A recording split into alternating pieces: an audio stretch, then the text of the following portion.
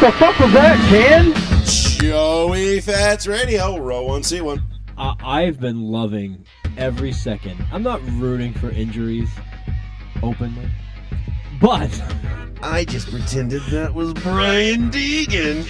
I'm so fucking pumped. I'd be like, yeah, bitch, fuck I will do that. I'm gonna find him on LinkedIn and be like, "Did you punch a kid in the face? Tell me the truth." All right, Sean brought his A game tonight. All right, okay, I like it. I like where this is going. And I don't want to put this as like a thing. Like he wasn't a bad guy, as far as Who we said know. he was a bad guy? I don't know, but I feel like we're painting him in this light that he was like this bad guy, and I don't want to do that. To this day, I hope you hear this. Fuck you. But rules are rules, okay? Stupid rule, but it was a rule. If you were a Crip and you were cooling in the cut, what do the Bloods do? Are they booling in the butt?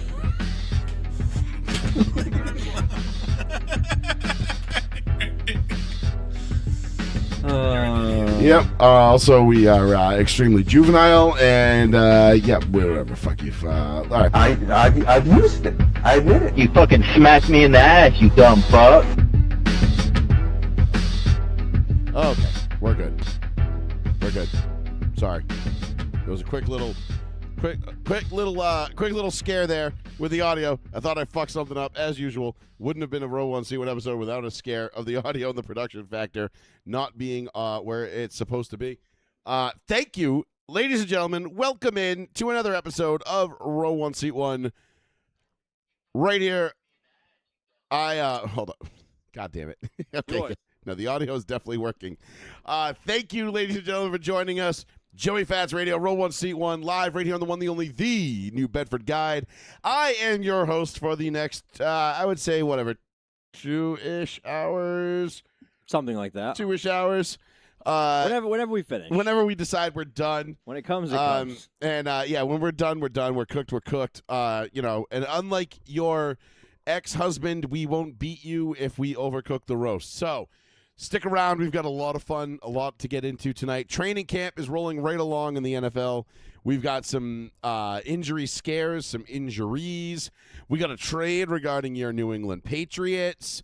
We're going to talk a little bit of Denver Broncos. We're going to talk a little bit of New England Patriots. We're going to get into the uniforms that have been unveiled over the last, 12 to 16 hours, whatever it was today. About the last 12 to 14 hours, yeah. New uniforms. We'll give those a little bit of a ranking. We've got Dildo Gate 77 in the WNBA. I promised we wouldn't talk about the WNBA, but when there's dildos involved, you know that that we are just not mature enough to let that slide. And how do the WNBA players handle it? Like absolute consummate professionals, of course.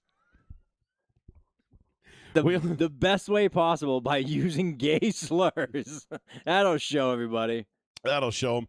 And as we touch on the WNBA, I'm sure we'll touch on the Edis Cantor, Royce White, transgender bullshit nonsense. Oh, God. Because that has been just inundated all over. Like, I am so sick of the WNBA, Sean.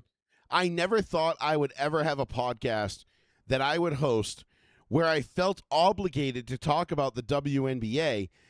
And, of course, we're not talking about the product on the court because we all know what that is. It's not great. There's like 6 good players in the WNBA, and the rest is just there to kind of fill Twitter in the down hours of the sports year. So we'll get into that. We'll get into a little bit of NASCAR. NASCAR rolls into Daytona this week for the final race before the chase. Boy, am I excited. I love this race. You guys know that Daytona Summer Race has long been my favorite race of the year. It will always probably be my favorite race of the year. But we'll get into a little bit of that. And anything else, of course, that you want to talk about. So if we didn't touch on something. NFL ticket pricing. Oh, yes. We'll definitely touch on the NFL ticket pricing.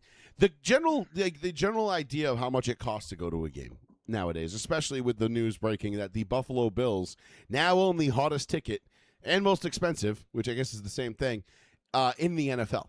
So we'll get into that, plus your calls, plus whatever you want to talk about. 774-992-8702 is the phone number if you want to give us a call and get your thoughts in on the air here on the one, the only, the New Bedford Guide.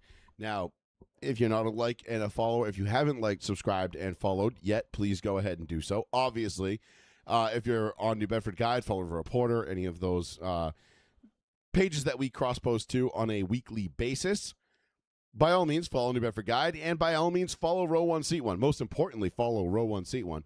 That is our Facebook page. That is where you will get any breaking news, anything that comes up, anything regarding the show, scheduling, whether we'll be here or not, special events, which we do from time to time. So you will want to pay attention to that. Plus, I think generally, our meme game is probably the best in the business. It's not I wouldn't say it's consistent. It goes in spats, but we try. We try. Sometimes we need that fucking intern. I know our interns are usually they're unpaid, so they're you get what you pay for. But it is what I'm gonna hire my son. He's football obsessed right now. I love you it. will see a lot of YouTube content if I hired my son. He'll be like, "Oh, you see what Pizza posted?" And I'll be like, "My cat? Fuck is Pizza?" That's my cat's nickname this month. Dude, I hear about all these YouTubers. I never know that these people existed until like 2 months ago. Yeah, I don't blame you. I don't look at most YouTubers either. Also, we'll get into some fantasy football talk. And again, when we get into fantasy football talk, just remember, rule number 1 about fantasy. No one gives a fuck about your team. No one. No one wants to hear it. No one wants to talk to you about it. No one cares. No one cares how much you lost by. No one cares what round you stole this guy in. No one cares what round somebody took somebody else in your league. Tell it to your diary. Nobody fucking cares. But we will talk a little bit about fantasy news as it pertains to injuries and things around the league as we roll along in the show. So, Sean, let's get it started. What do we want to lead off with? We should lead off with if we go back to our checklist that we kind of made pre-show. Sorry, I'm getting feedback. Yeah, it's it's a little staticky. I don't know why. That's not your fault. Cut me. Fuck. You want to start off with Dildo Gate? Let's start off with Dildo Gate. It just cracks me the fuck up. That's it does why. Every time. Like, there is something seriously funny, and it will never get old to me, about somebody just launching a dildo onto a field of play or a court or whatever it is in any professional sport arena or venue. Like, that shit never gets unfunny to me. And I just want to, give a nice slow clap to the true heroes that walk among us that still do this. Now, I do have the 12-inch suction cup dildo that, downstairs that, it's hidden from my wife so she doesn't find it. I don't need her. I don't want her to find out what she's been missing, and then divorce me. So I keep it tucked away. I don't think she knows it exists. Did you see the man that threw it?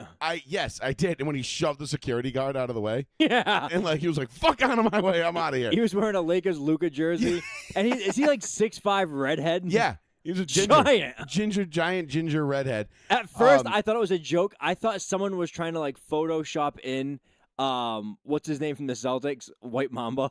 Oh, Scalabrini. Scalabrini. I was like, is someone trying to Photoshop it on Scalabrini? But no, it's the real dude. He was the real deal. The NBA came out and banned him today permanently as well. Oh, cool. If you go to a WNBA game and do that, do you honestly care if you get banned from going to NBA games? Imagine banning somebody from going to an NBA game. Oh my God, I'll never be able to go to an arena again and miss everything and pay exorbitant amounts of money to see a watered down product. Oh my God, the humanity. I did the thing that I came to do. I've already crested Everest, sir. Okay, I threw a dildo on the floor at a WNBA game. I'm sorry. That's funnier and more entertaining than anything the NBA or the WNBA has put on my TV in the last, I'd say, 10 years. So, piss off. I love, and then we talked about it right before we came on the show. They asked, I'm not even sure of the team. Her name is Natasha Cloud. I guess she was the one either shooting the free throw or she was. It was Atlanta, LA. Whatever team it was that was making the press conference after. Her name was Natasha Cloud, was the player. And she said, the quote unquote, the gayest shit you could ever do is go to a store, buy a dildo, hide that shit in your ass, come to a game, and then throw that shit on the court. It's the gayest shit you can do. You're so corny. You're so gay. Quote, unquote. All right, so I guess calling people, I guess gay is back on the table. Like, I mean, clearly. In any other league, any other sport, that post-conference, you're talking about national headline news everywhere. Like, 100%. Heads are rolling. But because it's the WNBA, literally 6 people saw it, and, like, half that cared. And the only people that cared were like, fans of the league, and they're like, yeah, you go, girl. You tell them. But it was just... Was that your camera that just fell? No, that was yours. That was weird. I was like, what? I thought somebody was knocking on my fucking window. I was about to grab my gun and just start shooting. It was like a vampire. That is not... Do you think the arm just, like, gave out? Yeah. Oh, it's a little twisty thing. Oh, that's what it is. It was just loose. That was still funny that you hit... And you're like... You start shooting out the window. That legitimately scared the ever-loving shit out of me. I saw it in real time happen, so it didn't affect me whatsoever. And like local New Bedford man shot in his home 19 times across like 2 streets over. It's like I accidentally killed Manny's Chihuahua like across the street. Oh my God. Poor Kobe. Rest in peace, little buddy. My little turbo rat. Love that dog. He's so cute. But but this is the post game press conference. Even the camera was stunned. The camera just passed away. Yeah, the camera was like, "Oh my God, we're talking about the WNBA. Kill me now." I just could not believe like that was the whole thing that had happened of like that post game press conference. So they call it. So yeah. So obviously, like using gay as like a slur is back on the table again because the league with I would probably argue. I mean, let's be honest. If we're going to sit here and talk about leagues and, like, what percentage of people in that league are gay, I'm going to go out on a limb and say that WNBA is by far the most. I mean... I would say more than 50% of the league is probably considered gay. Coaches, players, yeah, some combination. I'm just saying players, not even coaches. A high amount of it, but it was just so weird to hear the player after the game. But... Go on a rant. That's what I'm saying, though, because you and I are so, like, we're so accustomed to, like, you can't say that. But when you're a league that is, I would say, I'm going to say probably at least 2/3 gay. Well, okay, when you're a league that predominantly focuses on PR, like we're pro-transgender, we're pro-rights, we're pro-LGBTQ and all that stuff. Of course. And then you have a player come out and be like, That's gay. So gay. It's like, whoa, what are you doing? Well, you're kind of going again. Like, I'm not. But maybe like the gays are taking it like remember in South Park when you could in the shit episode when everybody could say shit. Oh yes, they just had a counter, and they had the counter and they said shit 162 times. But there was also the side aspect of it where like you could say fag. And Garrison says fag, and they're like, wait, you can't say fag on TV. He goes, you can if you're gay. And he goes, well, guess we learned something about you, Jimbo. You didn't get bleeped. You want to come over to my house and pound my ass? Like, Jesus. You know what I mean? Because he doesn't get bleeped when he says fag. Yes. And then Garrison's just walking down the street going, hey, there, shitty, fag, That's shitty, right. shitty, Yeah, fag, that's right. fag. And it's like the whole thing is like, so they're talking about like this whole episode of like, that's how they were able to like distinguish like who could say it, who couldn't.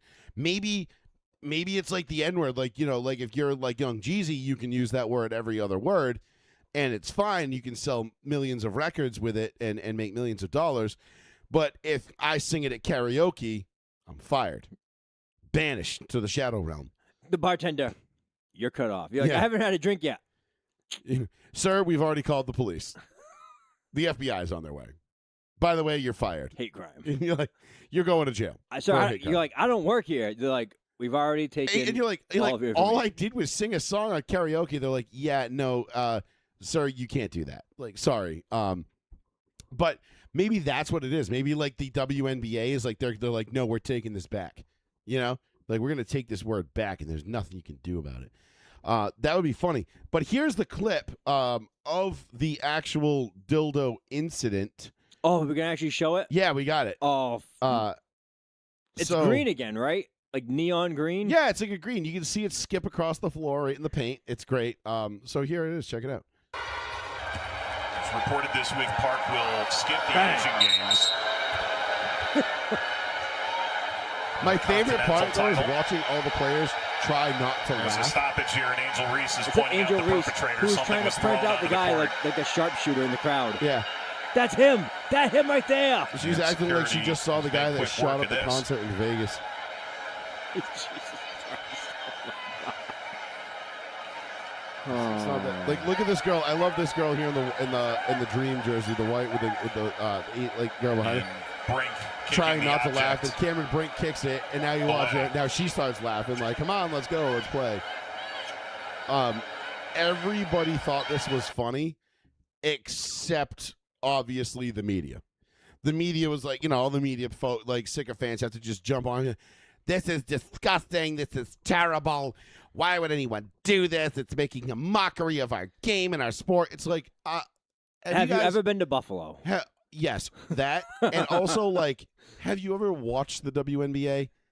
It's kind of a mockery of itself. Yeah. I mean, especially lately. Like, they're clearly not a serious league and a serious sport. I think we talked about this, and I think I said the last time we were going to talk about the WNBA was when the commissioner of the WNBA blew off Dan Patrick and refused to go on. Like, they Actually, said, yeah, she's actually stopped taking all Interviews. media interviews Yep. altogether. And I don't know. I know I made a Facebook post about it. I don't know if I said it on the show, but just to make sure that I made my point. If you're not willing to go on with Dan Patrick, who is I would say probably one of the most fair, thorough, and genuine sports journalists of all time. And I say sports journalist in a way that, like, he's one of the very few that are left. He is not a hot take artist. No. He is not a pull the rug out from under you, a gotcha bitch kind of guy. He has made his money. He has made his career. He has done his thing. He is fair and will give everyone an opportunity, an equal opportunity to speak their piece and say what they want to say on his platform. For her to blow him off was one of the most Bush League bullshit moves I've ever seen by a commissioner.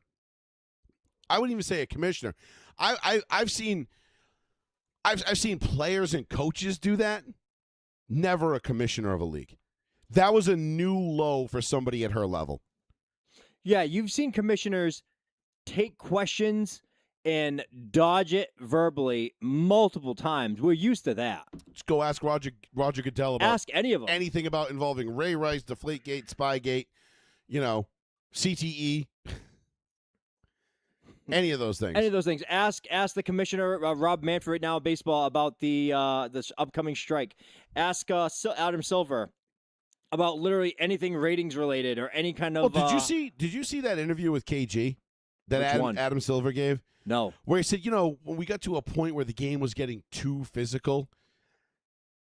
Oh No. my! You didn't see this? No. Kevin Garnett right. wanted to kill him.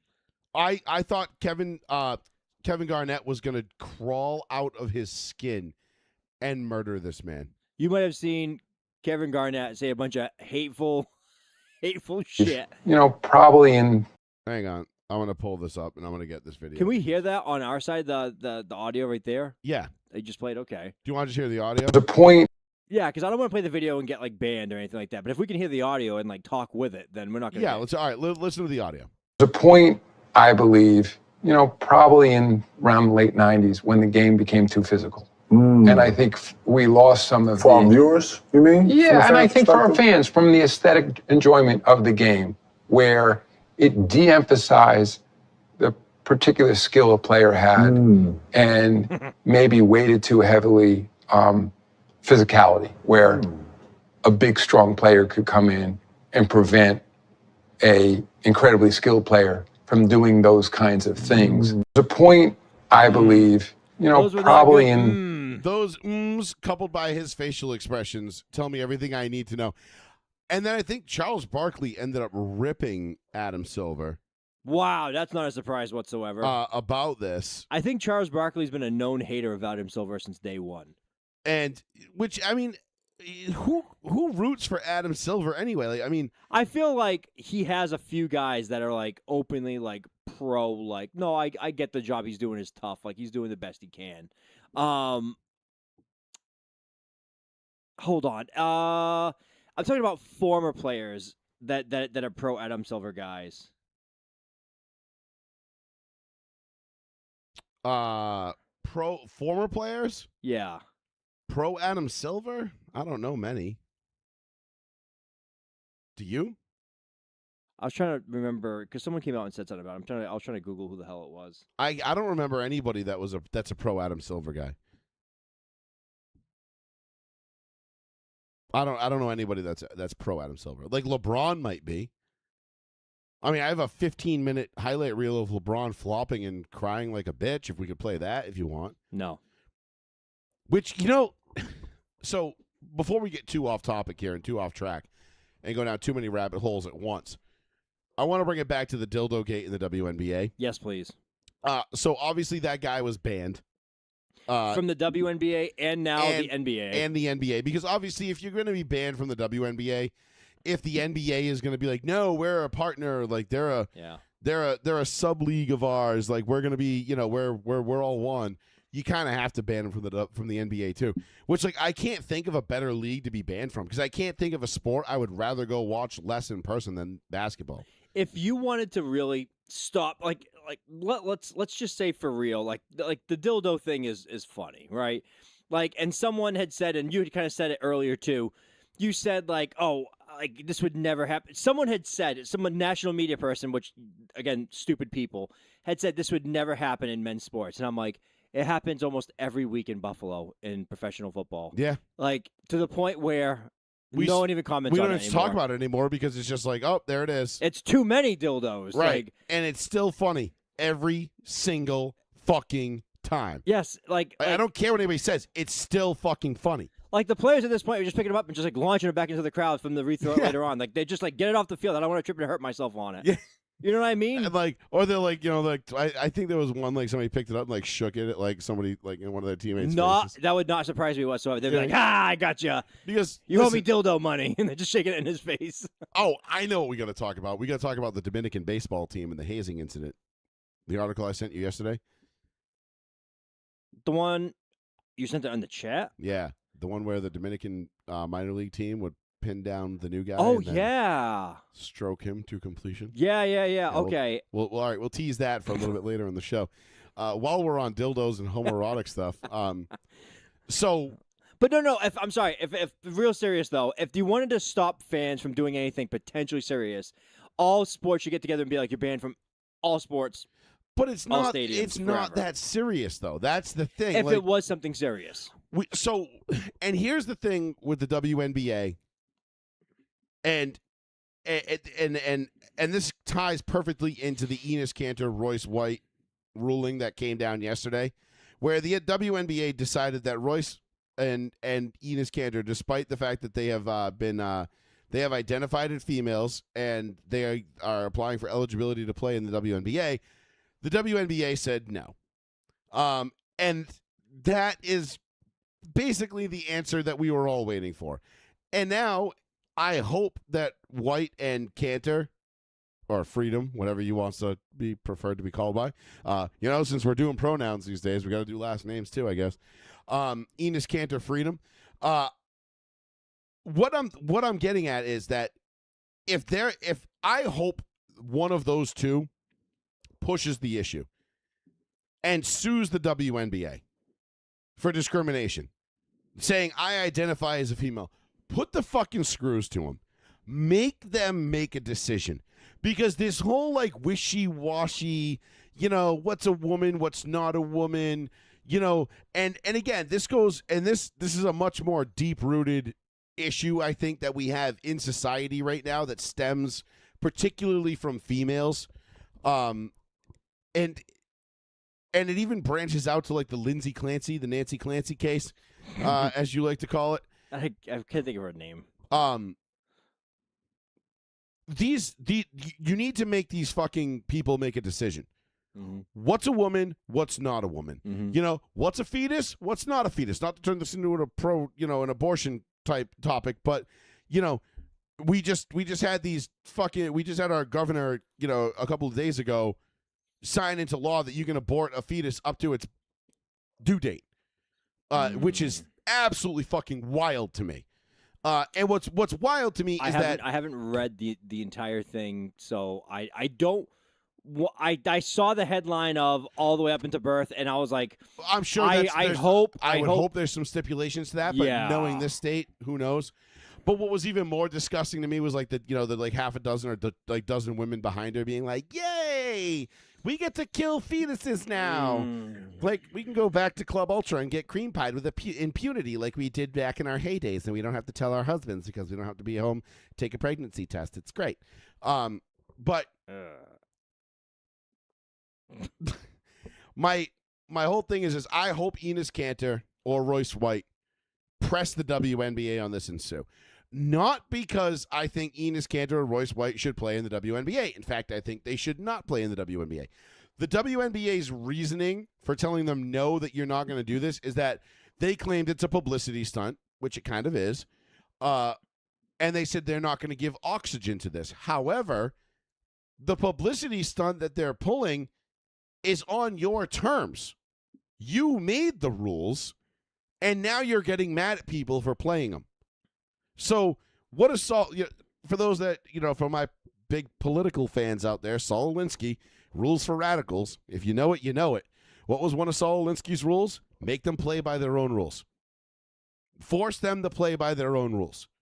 So if you're going to say that Enes Kanter is not a woman, even though he identifies as one or claims to identify as one, who are you as a league to say, no, you're not a woman, and B, you're only identifying as one to be an asshole. Mm-hmm.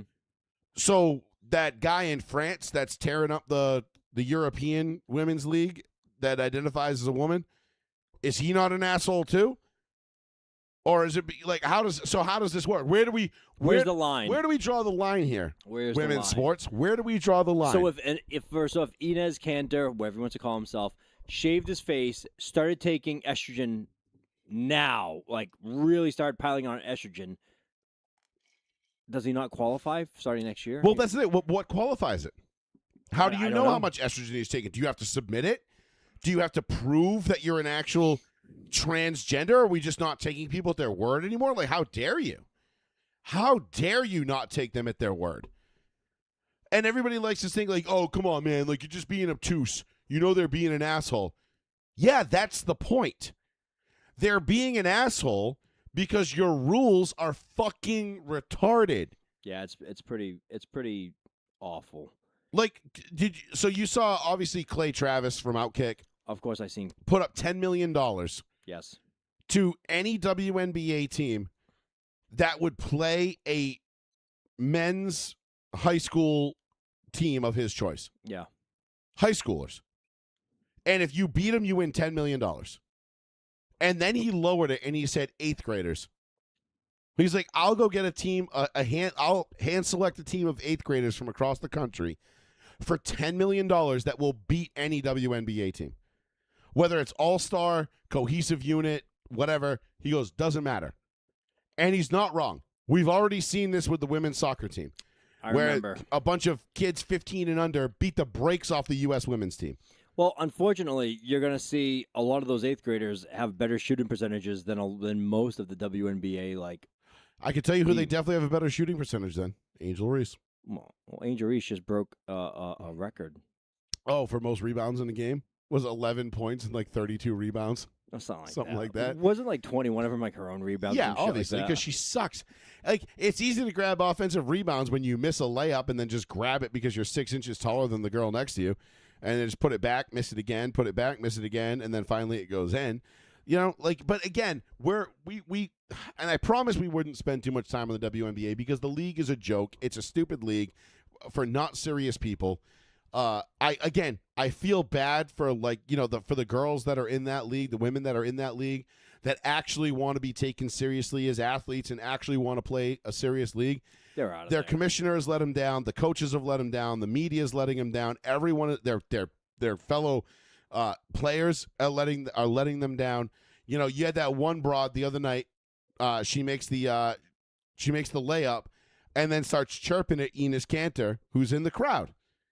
And everybody's like, oh, well, what did he say to provoke her? What did he say to provoke her? And then several witnesses came out, including one woman who was sitting next to him and was like, he didn't say a single word the entire night. He was just standing there signing autographs, taking pictures, didn't say a single word to the players. And all of a sudden, this girl just started barking at him. And he just stood up and was like, what do you want to do? And, of course, all her girls come and hold her back because, she's tough. She's tough. I'll fuck him up. I'll fuck him up. Like, no, you won't. No, you won't, sweetie. I got really bad news for you. That is a former professional athlete who is like 6'10". All right? I don't know if you know this about... He's only like 2 years removed from being in the NBA. I don't know if you know this about professional athletes, but even the most out-of-shape professional athlete is still in better shape than you. Or me, or you, or anybody else for that matter. Yeah. What was the Scalabrine thing? He's like, I'm closer to LeBron than you are closer than me. Yeah. Yeah. I'm closer to LeBron James than you are to me. Yes. And that's a fact, dude. Like, I think people lose sight of how elite you have to be to even be a shitty player in the NFL, the NBA, the Major League Baseballs, soccer, whatever league you're in. It doesn't matter. Even to be like a low, shitty, what we would call a jobber, Yes. in wrestling terms, Yes. a jobber. Yes. Like, you still have to be really fucking good Yes. to even get to that point. So, we call them, even in like racing, we call them cannon fodder, right? Like, Yep. You need 42 drivers to round out the field. Yep. All right. Not all of them are going to be great. You're going to have 5 or 6 that are really, really, really like true championship contenders year in, year out. Then you're going to have another probably like dozen that could win on any given week, but probably not, consistently, but here and there. And then the rest after that, the last half of the field, the last 20 guys, they're just there to what we do, just to contribute to the big one, if you will. Mm-hmm. When we go to Daytona and Talladega and there's a big wreck, you want all those guys involved in it because you don't really care because they really don't have a chance to win anyway. But they're just there to wreck and be entertaining and be like, yeah, cool, whatever. And they're still excellent race car drivers. They're still better than 99.9% of the people on the planet when it comes to driving a race car. All that being said, same thing with the NBA, WNBA, so on and so forth. These guys, even the lowest, shittiest players that you and I sit here and be like, why the fuck is this bum in the game? Get him the fuck out of here. As we're like dusting Doritos off of our chest, and haven't worked out in, 8 years and, whatever. And then meanwhile, this guy's out on a football field playing at the highest possible level. And we're like, fucking bum. I'd have caught that. I'd have been the next Randy Moss if my head coach in high school didn't hate me. I wanted to play quarterback. I'd have been the next Tom Brady, but they took one look at me and said, you're an offensive lineman. And I was like, nah, man, I'm a quarterback. And they're like, sir, we run a wishbone offense where the quarterback runs most of the time. You're 5'4", 300 pounds. Yeah, they're like, you're not even 6 feet tall and you already weigh 270 pounds as a freshman. You're a lineman. Jared Lorenzen's like, I ain't going to stop. Nah, but look at me. I got a hand cannon. Meanwhile, I can he's dead. I can only throw it like, half as far as everybody else. Not true. I actually did have a hand cannon, but true story. I did try out for quarterback freshman year. It was funny. Some of my friends never let me live that down, but who gives a shit? You tried out. What are they gonna tell you? Fuck off. Well, because they said quarterbacks and running backs go over here, so I went over there. And next thing you know, I'm in the running back line. And I'm like taking handoffs and like going through the thing, and I'm like, Mike Allstar, and I'm like plowing through people. Shouldn't I be over there? And they're just like, but I got in the wrong line on accident, and no one corrected me. I think the coaches thought it was funny, and they're just like, look at this fatty. Thinks he's gonna be a running back. Let me tell you really quick. Sidetrack. I showed my son highlights of Mike Allstar and how he was one of my childhood favorites to watch. Allstar up that gut. And he was the like, Gene Deckerhoff All-Star up the gut is still one of the greatest calls in all of football history. And now my son loves the Tampa Bay Creamsicle jerseys. Like, he decided, because he saw All-Star, like a throwback to Creamsicles, and he's like, he likes orange. He goes, good choice. He goes, I like those jerseys. He goes, are those like the jerseys when you growing up? And I was like, yeah, but shut up. Those were the jerseys. Yeah, but not for long. No, for a good while, like the no, most of the 90s. Pewter Power came out in what, 98? Yeah, that was like 12 to 14 what was years. The first year of Pewter Power? 99, 98. I think it was 98. Still, that was like, what, 12 to 13 years we had Creamsicle? Yeah, we did have creamsicles for a while. The team was ass, but... No, they were. They were total ass. Buccaneers history. We didn't have HD, though, so we didn't know what we were missing. We didn't know what we didn't know. But... Continue. He just thought, like, that guy was, like, cheating. He was like, why was he playing running back? Why didn't they just put him at linebacker? And I was like, why don't you just shut your mouth? Like, he wanted to play running back. Like, let the dude play running back. I was like, he's probably paralyzed now, and he probably can't even walk, so don't worry about it.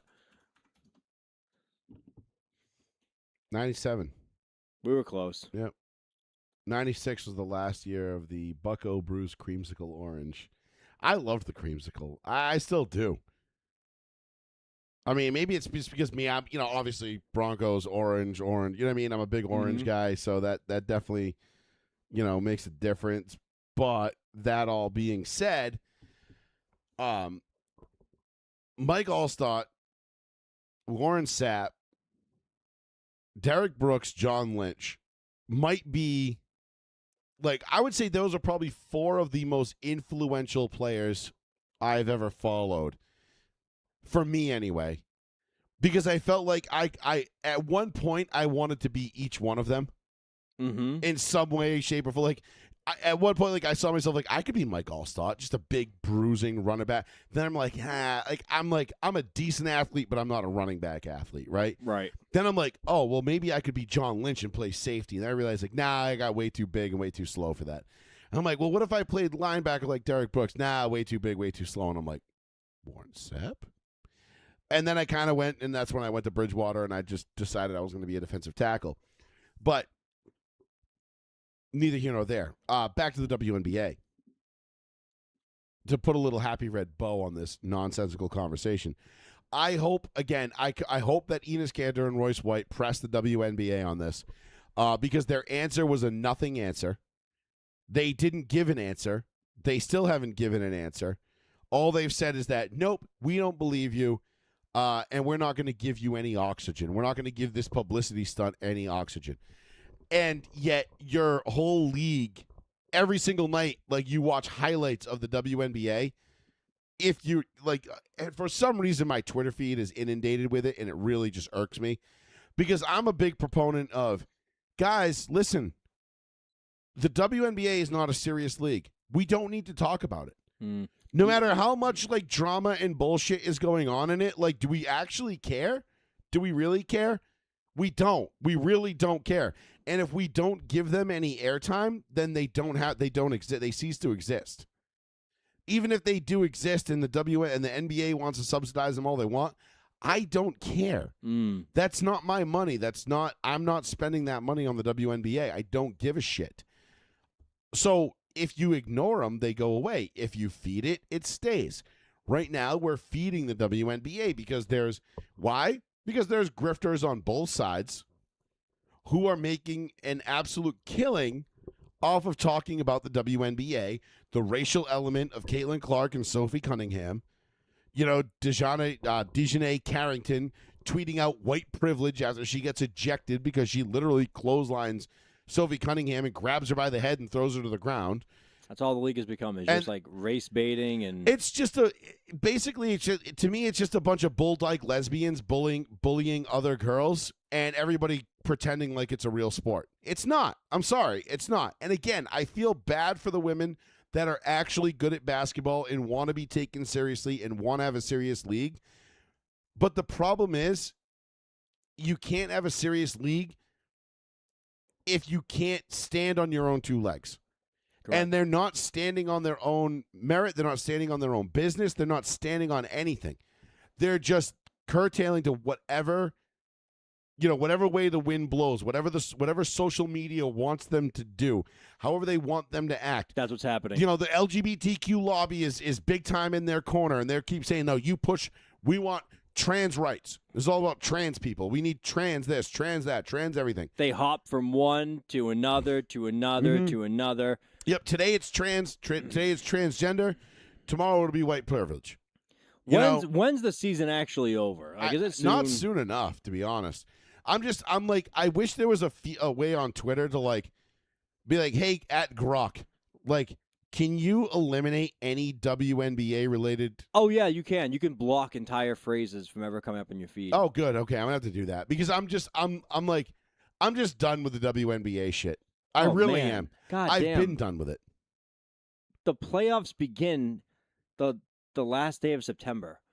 So we get a whole full month to go, and then the playoffs in October begin. And then, like, the Indiana Fever won't win the title, and everybody like, well, you saved your Caitlin Clark, huh? Did you see who won it?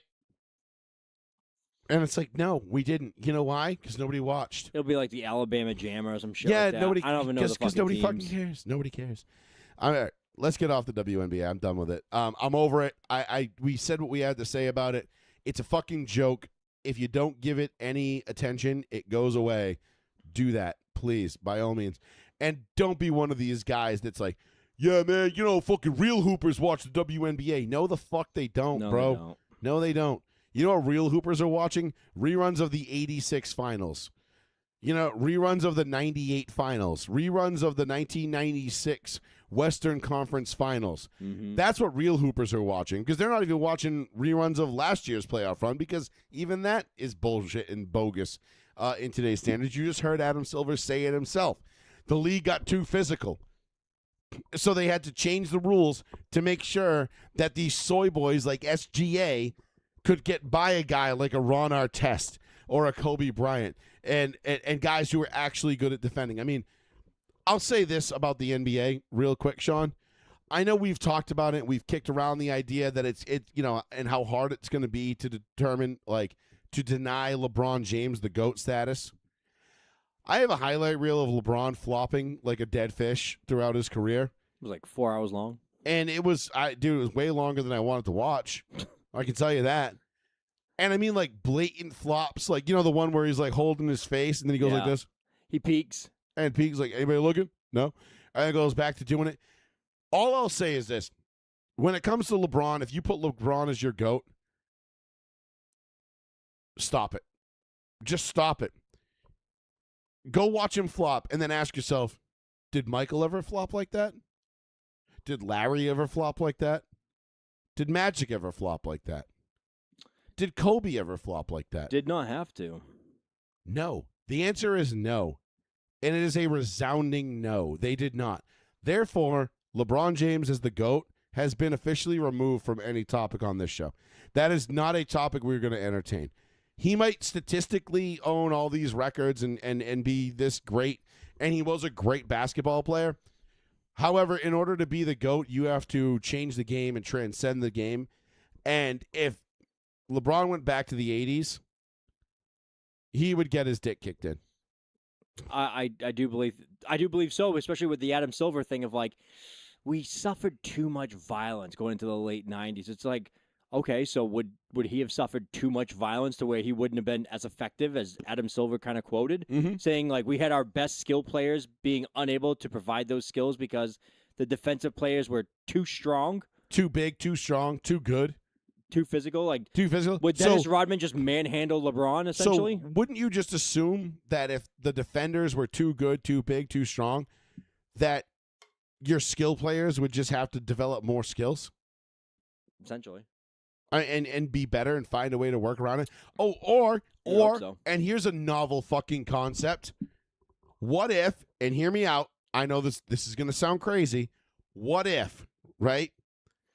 Instead of just the ball running through one guy, you incorporated the other four on the court at the same time. No, thank you. That would just be stupid because those guys clearly aren't as good. Because who the fuck wants to watch that, right? Who wants to watch a team succeed in a team sport? No. I want to watch one guy be the man every single night. And just four guys standing around watching him. Mm-hmm. That's it. That's how it should be. All I can think of is like those Bud Light commercials with like Leon from back in the day. Yes. It's like, Leon, you fumbled 4 times. Like, yeah, well, if one of the other motherfuckers jumped on the ball, we wouldn't be having this conversation, would we? You know what I mean? Like, but you put the ball on the ground. Yeah, and it's their job to jump on it. And, you know, 774-992-8702 is the phone number if you want to give us a call. We're going to get into some NFL talk, some football. We just did Dildo Gate in the WNBA. We talked about Royce White and Enes Kanter Freedom being denied their transgender status by the WNBA. Transgender league transition. Too much trans talk. It's just funny to me how the WNBA will deny these two any their right to do it. But then again, then you look at who the WNBA is run by, and it's women. And in a nutshell, the Nancy Clancy case kind of fucking echoes everything that you need to know about women right now in today's current society and how hypocritical they are.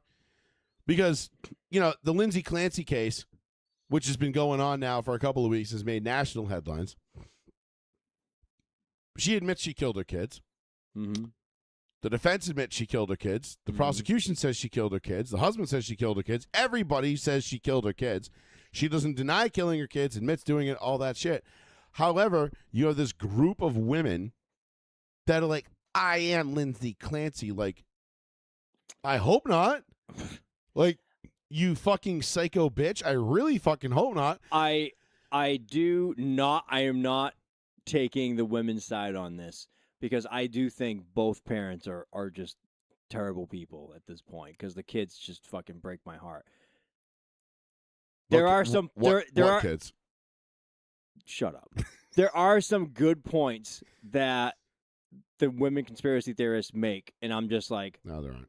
Oh, there's some. No, there's not. No, not the fucking ones about it's a clone, it's his best friend, or he's changing clothes. No, in the middle it's of always the night. it's always some Xanax riddled wine mom with a No. glass wine being like, "Let me tell you about Lindsay Clancy, okay? No, she is a Pisces, okay? The timing and shit. Pisces.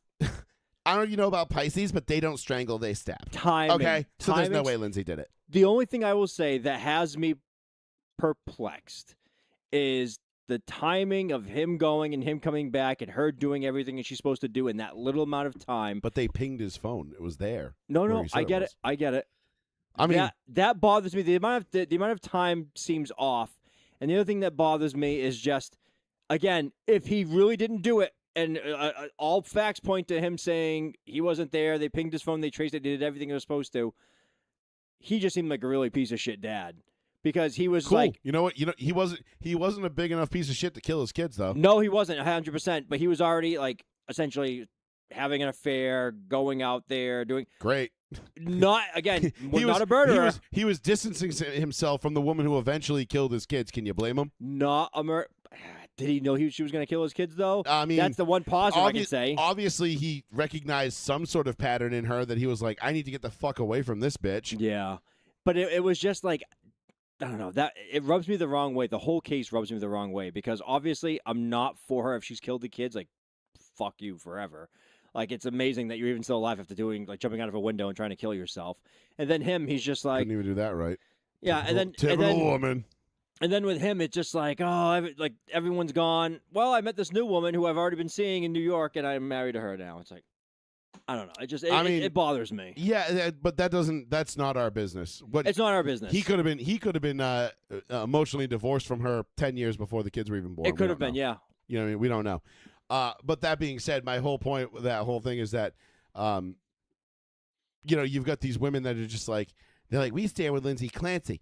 But if you had flipped the roles here and the dad was the one that killed the 3 kids. Same thing. Then all these same women that are like, we stand with Lindsay would have been like, see, this is why we choose the bear. You know what I mean? Because they're... What's the bear thing? Would you rather be stuck in the woods with a man that you don't know or a bear? Oh, remember okay. that from like a year ago? Maybe it was like familiar. it was like a whole big thing where all these women were coming out being like, I would rather be stuck in the woods with a bear because I know the bear at least is gonna eat me and not rape me. And it's like Jesus. And it's like, ma'am, how many men do you think are that rapey? Most men are not rapey. I hate to break it to you, but most of us are pretty decent human beings. There are some shitbags, don't get me wrong, and some creeps. And all levels in between. I'm not defending all men here and all their behavior. I mean, shit. My wife got catcalled today on her walk at lunch while I was on the phone with her. And she was like, And she was like, that was so stupid. And I'm like, yeah. I'm like, guys don't catcall a woman because they think it's actually going to work. They do it because it's just funny. You know, like when I drive by Buttonwood Park and I see a girl walking and I just roll down the window and go, oh, wow. And my wife is in the passenger seat next to me. Like, you clearly can't be taking this seriously. Yeah. I did that to a girl I know. Mm-hmm. And she was walking. She was pregnant at the time. And she was walking. And I went, oh, wow, want another? And she didn't realize it was me. And then like 4 hours later, I come home and I see on Facebook, she put like this like 5-paragraph rant about how disgusting men are because she was walking around the park earlier and got like catcalled by some asshole. And it was me. Oh my God. And it was awesome. And I never told her it was me. Never. I was just like, you know what? No, I'm just going to let this one marinate. I'm going to let this one ride. This is like probably like, I don't know, 10-ish years ago now. Jesus. And I swear to God, I was driving by the park. I saw her. I know exactly. I won't say her name. We went to high school together. We graduated together. My wife was in the car. And I just went, oh, wow. Huh? And she's like, I mean, like when I say she's pregnant, like she's like 9 months and a day pregnant, like ready to burst. And I was like, want another? And then she never looked at the car. Like, I knew she heard me, but she never looked, so I couldn't, like, you know, double barrel flip her off and then wave, be like, hi, it's me. Yeah. And then I come home and I happen to see, like, her post on Facebook later that night about how disgusting men are.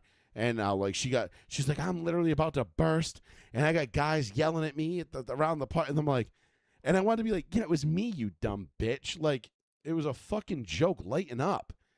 But I didn't. I let her. She was so content to be like so just loathsome towards men. Yeah. I was like, you know what? You already think that. You wish this would have happened. I granted you your wish inadvertently. So I'm just going to let you have it. And I'm going to let you just continue to be a miserable fucking existence. Jeez. And I didn't say anything. And I still for 10 years haven't said anything. And I know exactly. Don't worry, Megan. You'll figure it out someday. And she's like, now my son is 17 years old. Yep. And guess what? I'll do it again tomorrow, and it'll be funny. And my wife will just be sitting there like this, like, God fucking damn it, I hate you. So She pulls like the Meg Griffin thing. yeah, like she's like, God, please kill me now. And the little red dot appears on her chest, and then it disappears. Snipered. Yeah.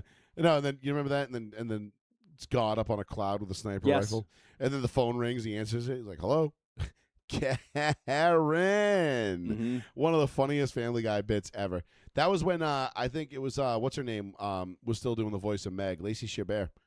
Was it? Yeah, it was pre Mila Kunis. Wow, that's how old that episode was. I think it was either season 1 or 2. That was season 1 because Kunis has taken over ever since. I think she came into season 3. Damn. If my Family Guy trivia is on point, it might not be, but.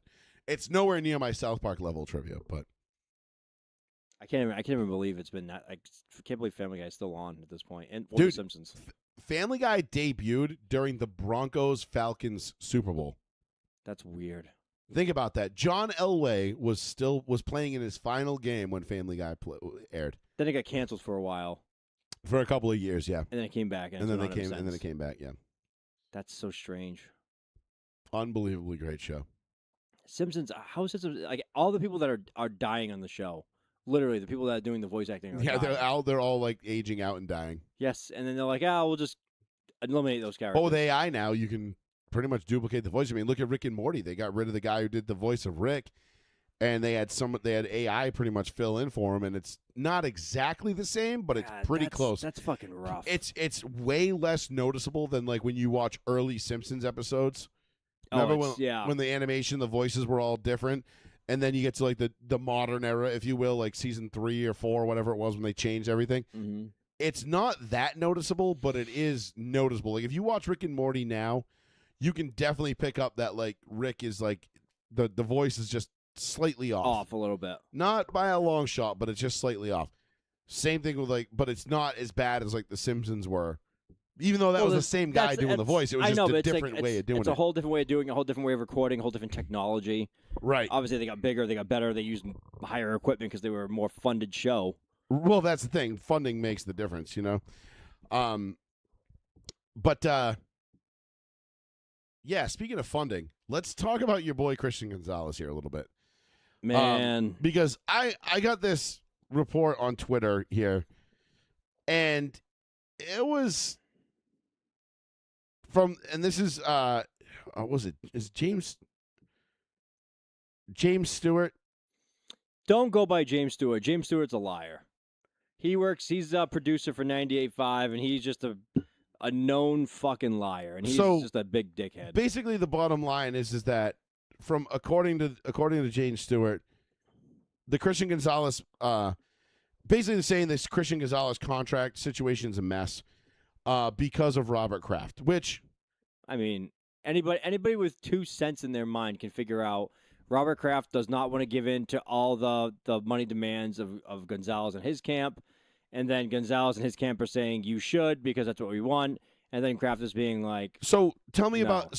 about it, because it sounds like they definitely want to get paid more than Witherspoon. Well, Witherspoon got 132 over 4. Yes. At 33 a year. I forget how much was completely guaranteed.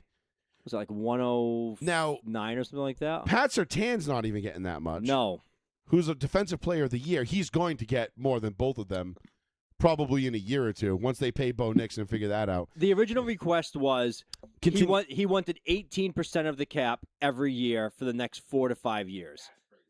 That was what we talked about originally. That was the original rumor, is that he wanted his contract to be cap proof.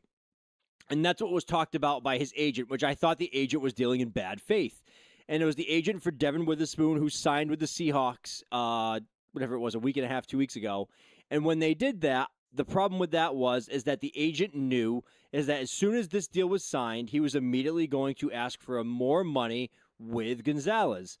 Everyone knew it was coming. Even Devin Witherspoon was asked about it when he re-signed. Like, oh, how do you feel about this? Do you believe that when Christian Gonzalez signs his contract, it'll be more than yours? And he said, hey, more power to him. You know, I hope my boy gets paid. Like, good luck. Like, more power to the players. I love cornerbacks, so on and so forth. The percentage thing kind of never dropped off for Gonzalez like it did Devin Witherspoon. And I don't know if that's a agent thing or a player thing. So today, Elliot Wolf comes out. Elliot Wolf, this afternoon at 4 p.m., he was asked about it, and he said, we have a contract out right now to Gonzalez and his agent, which makes him the highest paid defensive player, the highest paid defensive back ever in the NFL. Period. They didn't say the exact numbers. They just said, period, the highest paid defensive back ever in the NFL. And he left it at that. So I don't know how they quantify that. I don't know if that means average pay per year. I don't know if that means highest guaranteed money. They said highest paid defensive back ever. Period. Now, to me, that sounds like a deal worth taking, but something is also being said on the other side because Chris Gonzalez was also interviewed today, and he said, they're telling me what I'm worth. I think I'm worth something else. So there's a separation there. So either they're hangs up on something, but he came back to practice yesterday. Yeah. So you come back to practice, usually you're getting closer. You would assume. Because he was gone for 10 to 12 days from practice. Which is not a good thing this time of year. Right. I mean, but when you come back, usually it shows you're not going to hold out. You're going to come back and you're going to play. But the Patriots have 2 full years remaining on his contract this year and next year, and they potentially have a franchise tag year on him. So they're doing him a solid by doing it early, essentially. But at the same time, he's not doing himself any favors by... He is essentially betting on himself, saying, I am going to be one of the top 3 or 4 corners in the league by the time you get to the end of my second year, where it comes time to either let me go at the end of this coming year, and I'm going into my last year, I'm going to be the best cornerback in the league. That's what he's saying. It's basically what he's saying. And I have no problem with players that do that, because if you're betting on yourself and you succeed, boy, are you going to have is that going to make you some money?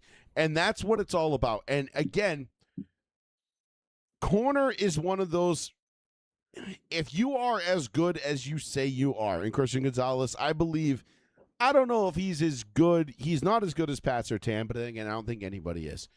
I think I think he stands alone at the mountaintop in terms of corners. However, I think you've got Witherspoon, you've got McDuffie, you've got Gonzalez. You've got a litany of players on that, like just that next tier down.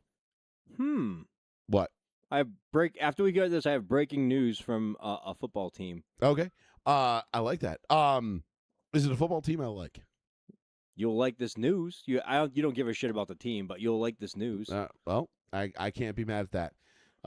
As long as it doesn't affect any of the keepers that I have on the board behind me. It affects absolutely nothing to do with players. Oh, good. Okay. Figure that one out. All right. Oh, okay. You're like, oh, boy, I don't give a shit about this news, but I will like this news. What owner got caught with a stripper or a hooker tonight? Fucking, oh my God, that was hilarious. We'll get into the. Welcome to the club. The Jed York. Craft. Yeah. But if you're Christian Gonzalez, you're betting on yourself to be that guy. And I believe Christian Gonzalez can be close to that guy. And even if he's not, like, let's say, okay, I think he's number two. Let's say he's not PS2, right? He's not Pat Surtain good. I think Patrick Surtain is better than Christian Gonzalez right now. 100%. I have a hard time putting Derek Stingley or Stingley was the other one I forgot about. Not McDuffie, it was Stingley. Oh no, I think McDuffie's like fifth. I think Derek Stingley and Devin Witherspoon, I have a hard time arguing them over Gonzalez because I think Gonzalez plays man-to-man better than both of them. But I think both those other guys are better tacklers because I think Christian Gonzalez is a shit tackler. He's got some room to improve, let's put it that way. But he's best hugging a guy and being on top of somebody. Absolutely. And, but that comes at a premium in this league now. Mm-hmm. And if you can have a guy that's good, that does that for your defense, you don't have to be Pat Surtain good in order to impact your defense the way Pat Surtain does, right? Like, you can be, I'm not as good as PS2. He might do some things better than me. He might be a better athlete, be able to run guys down, whatever. Bait guys, make bigger plays, splash plays, those kind of things. But if you're at least Christian Gonzalez, Devin Witherspoon, Derek Stingley, I want to say Singletary, and it like fucks me up every time. I know. If you can at least be like on that level of good, you are going to allow your defense to do things that they wouldn't be able to do if you weren't there. Correct. So you're now giving more freedom to the defense. You're giving more freedom to the defensive coordinator to call different things, be a little bit more creative, a little more aggressive, in areas that they otherwise wouldn't be able to do because they know that they can put you out here on this island one-on-one, go toe-to-toe, blow for blow, like whoa. Wow, that's an old school reference. Facts. Black Rob, what? Talk to me like I don't know hip hop. I don't actually know hip hop. Paul would just be sitting here like, he's like, oh. If Paul was here right now, he'd be like, shut the fuck up. He's like, oh, track 4. He's like, oh, you know hip hop. He goes, oh, you know the biggest hit of 1994? Like, cool, bro, or 95, whatever. He's like, oh, track 4, minute and 14 seconds in. Black Rob was like, whoa, was that 95, 96? I want to say it was 95. Honestly, I would have said like 97, 98. You might be right. I don't know. This is definitely one that's not. That felt like it was like middle school to me. Black Rob, like, whoa.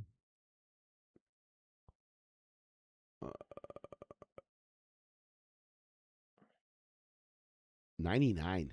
I was close. I was still in middle school.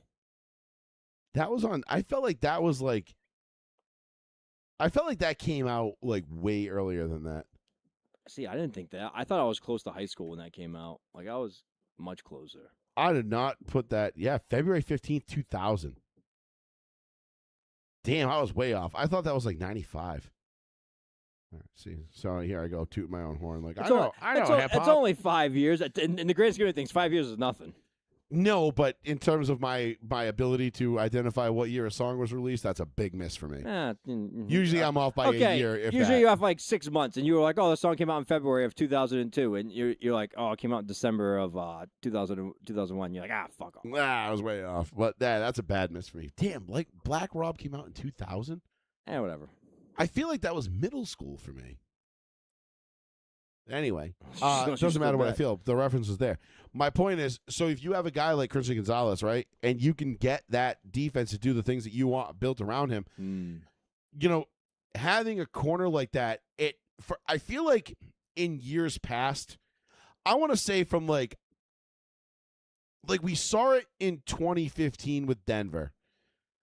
And I feel like that was kind of the last time where like having a big time lockdown corner helps. Was like a prominent thing.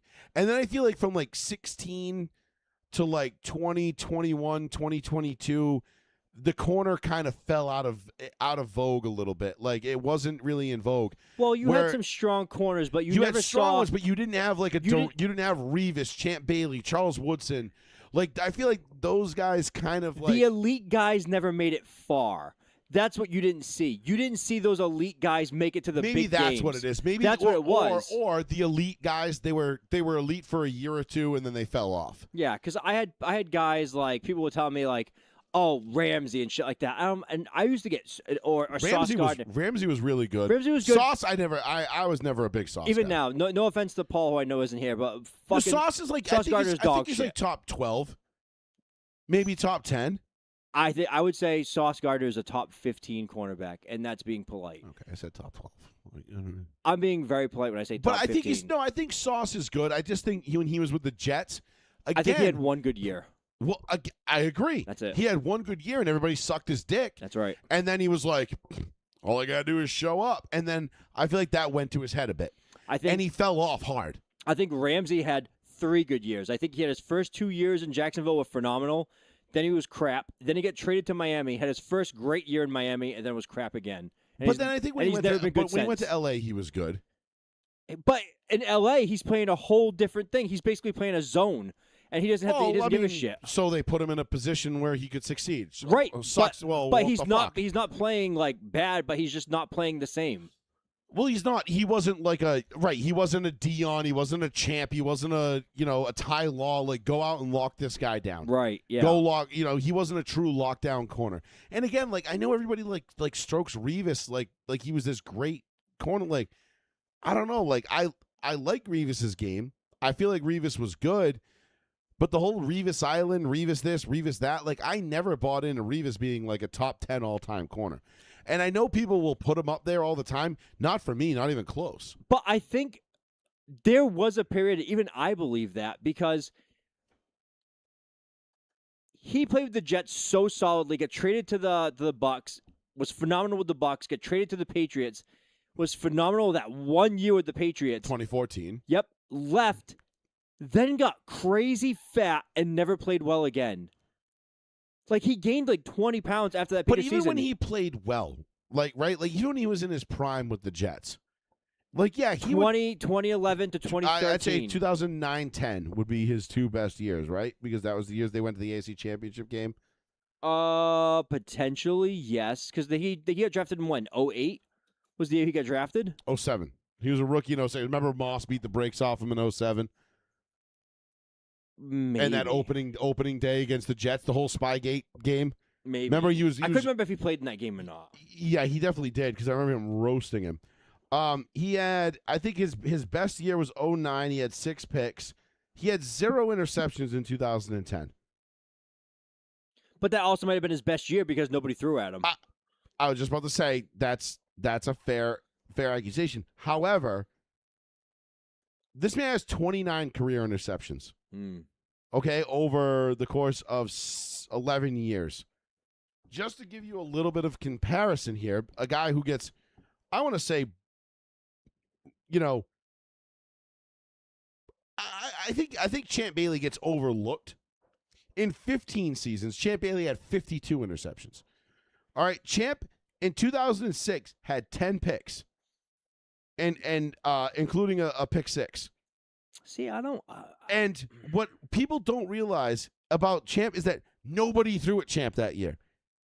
I think they threw Champ's way 21 times, and he picked off almost half of them. If you go look at the numbers of Champ Bailey's 2006 season, it blows pretty much any cornerback season out of the water. When you look at how many times they threw to him, how many were completed, and how many were picked. I think over 2/3 of them were picked I'm pretty sure he gave up 0 touchdowns on that year, if I remember right. I'm pretty sure they threw at him. I want to say they threw at him 31 times. He intercepted 10, and I think he batted down another 11 or 13. Right. And I think he only let up like single digit completions on that year as a number one. So, but he came up with 10 interceptions. That's my big thing, is that like if you were so confident that you could try Champ, he would make you pay. Revis never made people pay like that. Now, they could have just not thrown at him altogether, but that's bullshit. We know he at least got thrown at 30 times in the season. Yeah, of course he did. Now, if 30 of those balls and the quarterbacks are so gun shy that they didn't throw them, and again, maybe that's where I'd have to go back and like actually watch the film and like look at the each individual play when he was actually manned up on somebody. But my whole underlying point of this is that I don't believe Revis was as good as people like to make him out to be. But I think he had a great peak, but overall, career-wise, I think he was just another just kind of really good corner. There is one thing that Champ he was Bailey, like a Chris McAllister, if Yes. I had to draw a comparison. Okay, yes, that's a good comparison. I think he was better in his prime than Chris McAllister, of course. Yeah, but Chris But McAllister, people forget how good Chris McAllister was I at know, one point. but do you know Champ Bailey ranks first all time in one category that gets glossed over by everybody? What's that, tackles? No. Well, I don't know. Does he play Tackles for loss? Fumbles? No, it's No, definitely I think Charles Woodson has the most fumbles. probably no, because tackles for loss is definitely not going to be him. It's probably like I mean, Rondé Barber. look at this, or some 11 shit. years. Chris McAllister is a perfect comp. 11 years, 26 picks. Oh shit, I was right with Rondé Barber. Tackles for loss. Oh yeah, Rondé is a beast at that. That was all his fucking Tampa Bay days. No, Love Rondé. Champ Bailey's number one all time with passes defended, like actually passes batted away by him. That doesn't surprise me. He's a tremendous athlete. I think he was over 200. It's only him and one other person have more than 200 all time. Gotta be Rod Woodson. No, it's somebody. Jack Tatum. I'm gonna look it up right now. Pass defended. Probably a safety. Oh wow, I never would have guessed this. Jonathan Joseph. Jonathan Joseph, huh? Jonathan Joseph, second all time with passes defended. Number 3, Rondé Barber. Number 4, Charles Woodson. Number Jonathan 5, Terrence Joseph. Newman. That's crazy. How the fuck did Jonathan Joseph end up on that fucking list for passes defended? Which one of these is not like the others? I mean, I'm trying to remember. Like, I remember Jonathan Joseph, but I don't remember him being anything like that. Dude, he played in 211 games in his No, career. I know. 15 years in the league, dude. Like, He was 200 passes defended is fucking crazy, bro.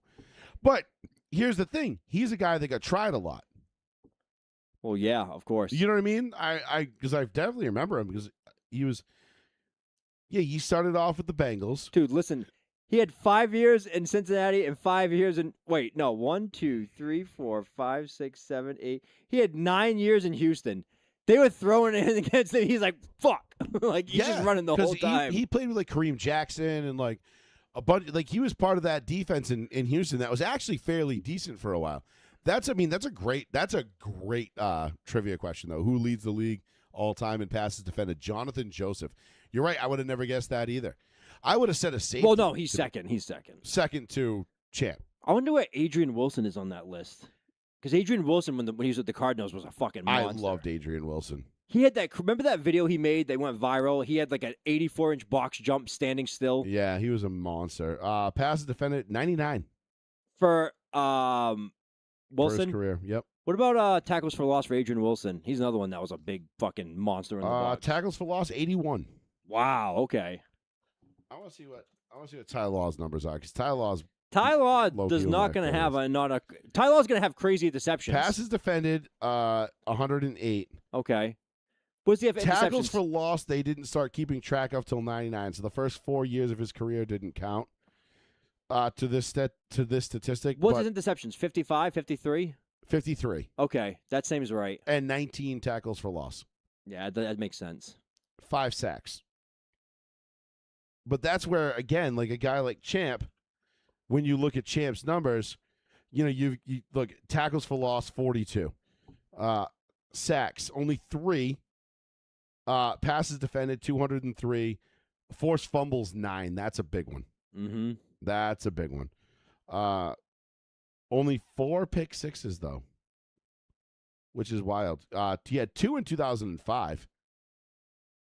I know the one against what was the second one? He had one against the Chargers. What was his other pick six in 05? I know week 2 against the Chargers, he changed the whole year that day. I don't know. Because we lost to Miami opening day. We got blown out by the Dolphins. Champ separated his shoulder in that game. And then we were in a dogfight with the Chargers. And on the first drive of the second half, Champ stepped in front of a Drew Brees pass and took it back to the house for 6. And that was like the turning point in the season. And then they ripped off like 7 or 8 wins in a row before they lost to the Giants in the Meadowlands. And then they lost again to Kansas City later in the year in December, and that was it. That was the last loss of the year until, obviously, the AFC Championship game. But I'm trying to remember what the second pick six he had that year was. I feel like I should know this. I watched every snap of the 2005 season. I mean, I didn't miss a game. I'm not remembering it. But anyway, what was your... So... We're on the Christian Gonzalez contract thing. What was your breaking news that you had there? Oh, the breaking news as of 35 minutes, well, probably 40 minutes ago now, is that the Washington Commanders, as of tonight, have started to sell in their team store Washington Redskins memorabilia and Washington Redskins clothing. Oh, boy. We are back, baby. They did not say anything, but remember the owner last year said, the Redskins are dead. We're not going to use the Redskins anything. And tonight, they are selling Washington Redskins clothing and merchandise. Could they be giving the people what they want? Or are they just selling fucking shirts and shit? But still. I'll tell you what, it's a step in the right direction. At the very least, it's a step in the right direction. That's why I told you. I was like, it doesn't involve players at all. You don't really give a shit about the team, but you'll like the news. I love that news. And you were just like, what the fuck are you talking about? That's a lot of shit. I would love for that to be. I would love for them to just say, you know what? Fuck it. We're bringing back the Redskins. This was a huge mistake. The Commanders were stupid. We like that's my big thing about like changing the names from like the Indians, the Redskins. Like we went through this phase from like 2016 to 20 whatever George Floyd. Yep. And where we just curtailed to everybody and everyone's demands. And it's like, why? Why did we sacrifice all the tradition to make these people who are never going to be happy to try to appease them? Joey Fats Radio, row 1, seat 1. Hey, guys. How you doing? Hi, Dave. What's How's it happening, going, buddy? bud? The Redskins probably got a warehouse full of jerseys and shirts and hats that they got to get rid of. Yeah, they're like, fuck, we got to move this shit. God damn. I would love for them to go back, though. It would just make so much goddamn sense to just go back to the Redskins, go back to being what you were, go back to what made you successful. This is the 250th anniversary of the country. We're a proud country that stands on tradition. Why are we sacrificing tradition to appease people that are never going to be happy anyway? Yeah, this is true. Because you change your name from the Redskins to the Commanders, and all those same people are still sitting out there saying like there should be no such thing as billionaires. And meanwhile, the owner who just changed the name to make you happy is a billionaire, and you're like, fuck you. Like, no, they're not going to be happy anyway, so fuck them. And guess what? They're not your customers anyway. Mm-hmm. I had a great boss at one point in my life that told me, not everybody is our customer. He goes, as a business, we get to pick sometimes, in rare instances, who our customers are.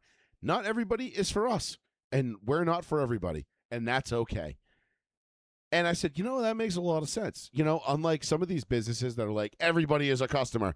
Everyone is a customer. They must be our customer. We must make more money off of them. And it's like, nope, that's not realistic, nor is it reasonable. And I feel like the Redskins and the NFL should just kind of embrace that. And you know what? If the Redskins went back to being the Redskins and they basically came out and were just like, yeah, fuck you to all you specialty groups and like you little like weirdo weasels that just want shit done because you're whiny and you need this. We're not doing it. Fuck off. Oh, you don't like it? Stop watching the NFL. Oh, wait, you won't. Never mind. And all the people that like claim they quit watching because of Kaepernick would probably come flooding back, and it would probably be like a tenfold increase over the ones they're going to lose by changing their name back to the Redskins. Mm-hmm. So, for the record, it started with an Art Monk Washington Redskins, basically a career total shirt, and it's also a Sean Taylor Washington Redskins T-shirt jersey and Washington Redskins jersey. Love that. So that's what they're starting to sell tonight. That's surprising altogether. Oh, it also comes with a Washington Redskins anniversary patch on it for the jersey. I'm really surprised by that. Like, it just came out like tonight. It was the same thing with the Chiefs. They wanted the Chiefs to change their name. Yeah, but the Chiefs never folded though. They wanted the Cleveland Indians to change their name, which they did to the Guardians. I have no idea why. So fucking stupid. And it started. Oh, I don't know if you guys remember this. It started back in 1991. The Atlanta Braves. The Native Americans were outside of Atlanta's Fulton County Stadium. I don't know if you guys remember that. And they were picketing because the Braves were in the World Series. They were playing the Minnesota Twins at the time. I'm a Braves fan, by the way. And that was when they lost to, like, what was that, Kirby Puckett? They lost to the Minnesota Twins, Kirby Puckett, Greg Gagne, you know, all of them guys. So they were outside picketing out of Atlanta's Fulton County Stadium, and they asked Ted Turner, Mr. Turner, are you thinking about changing the name of the team? And Ted Turner turned around and said, absolutely not.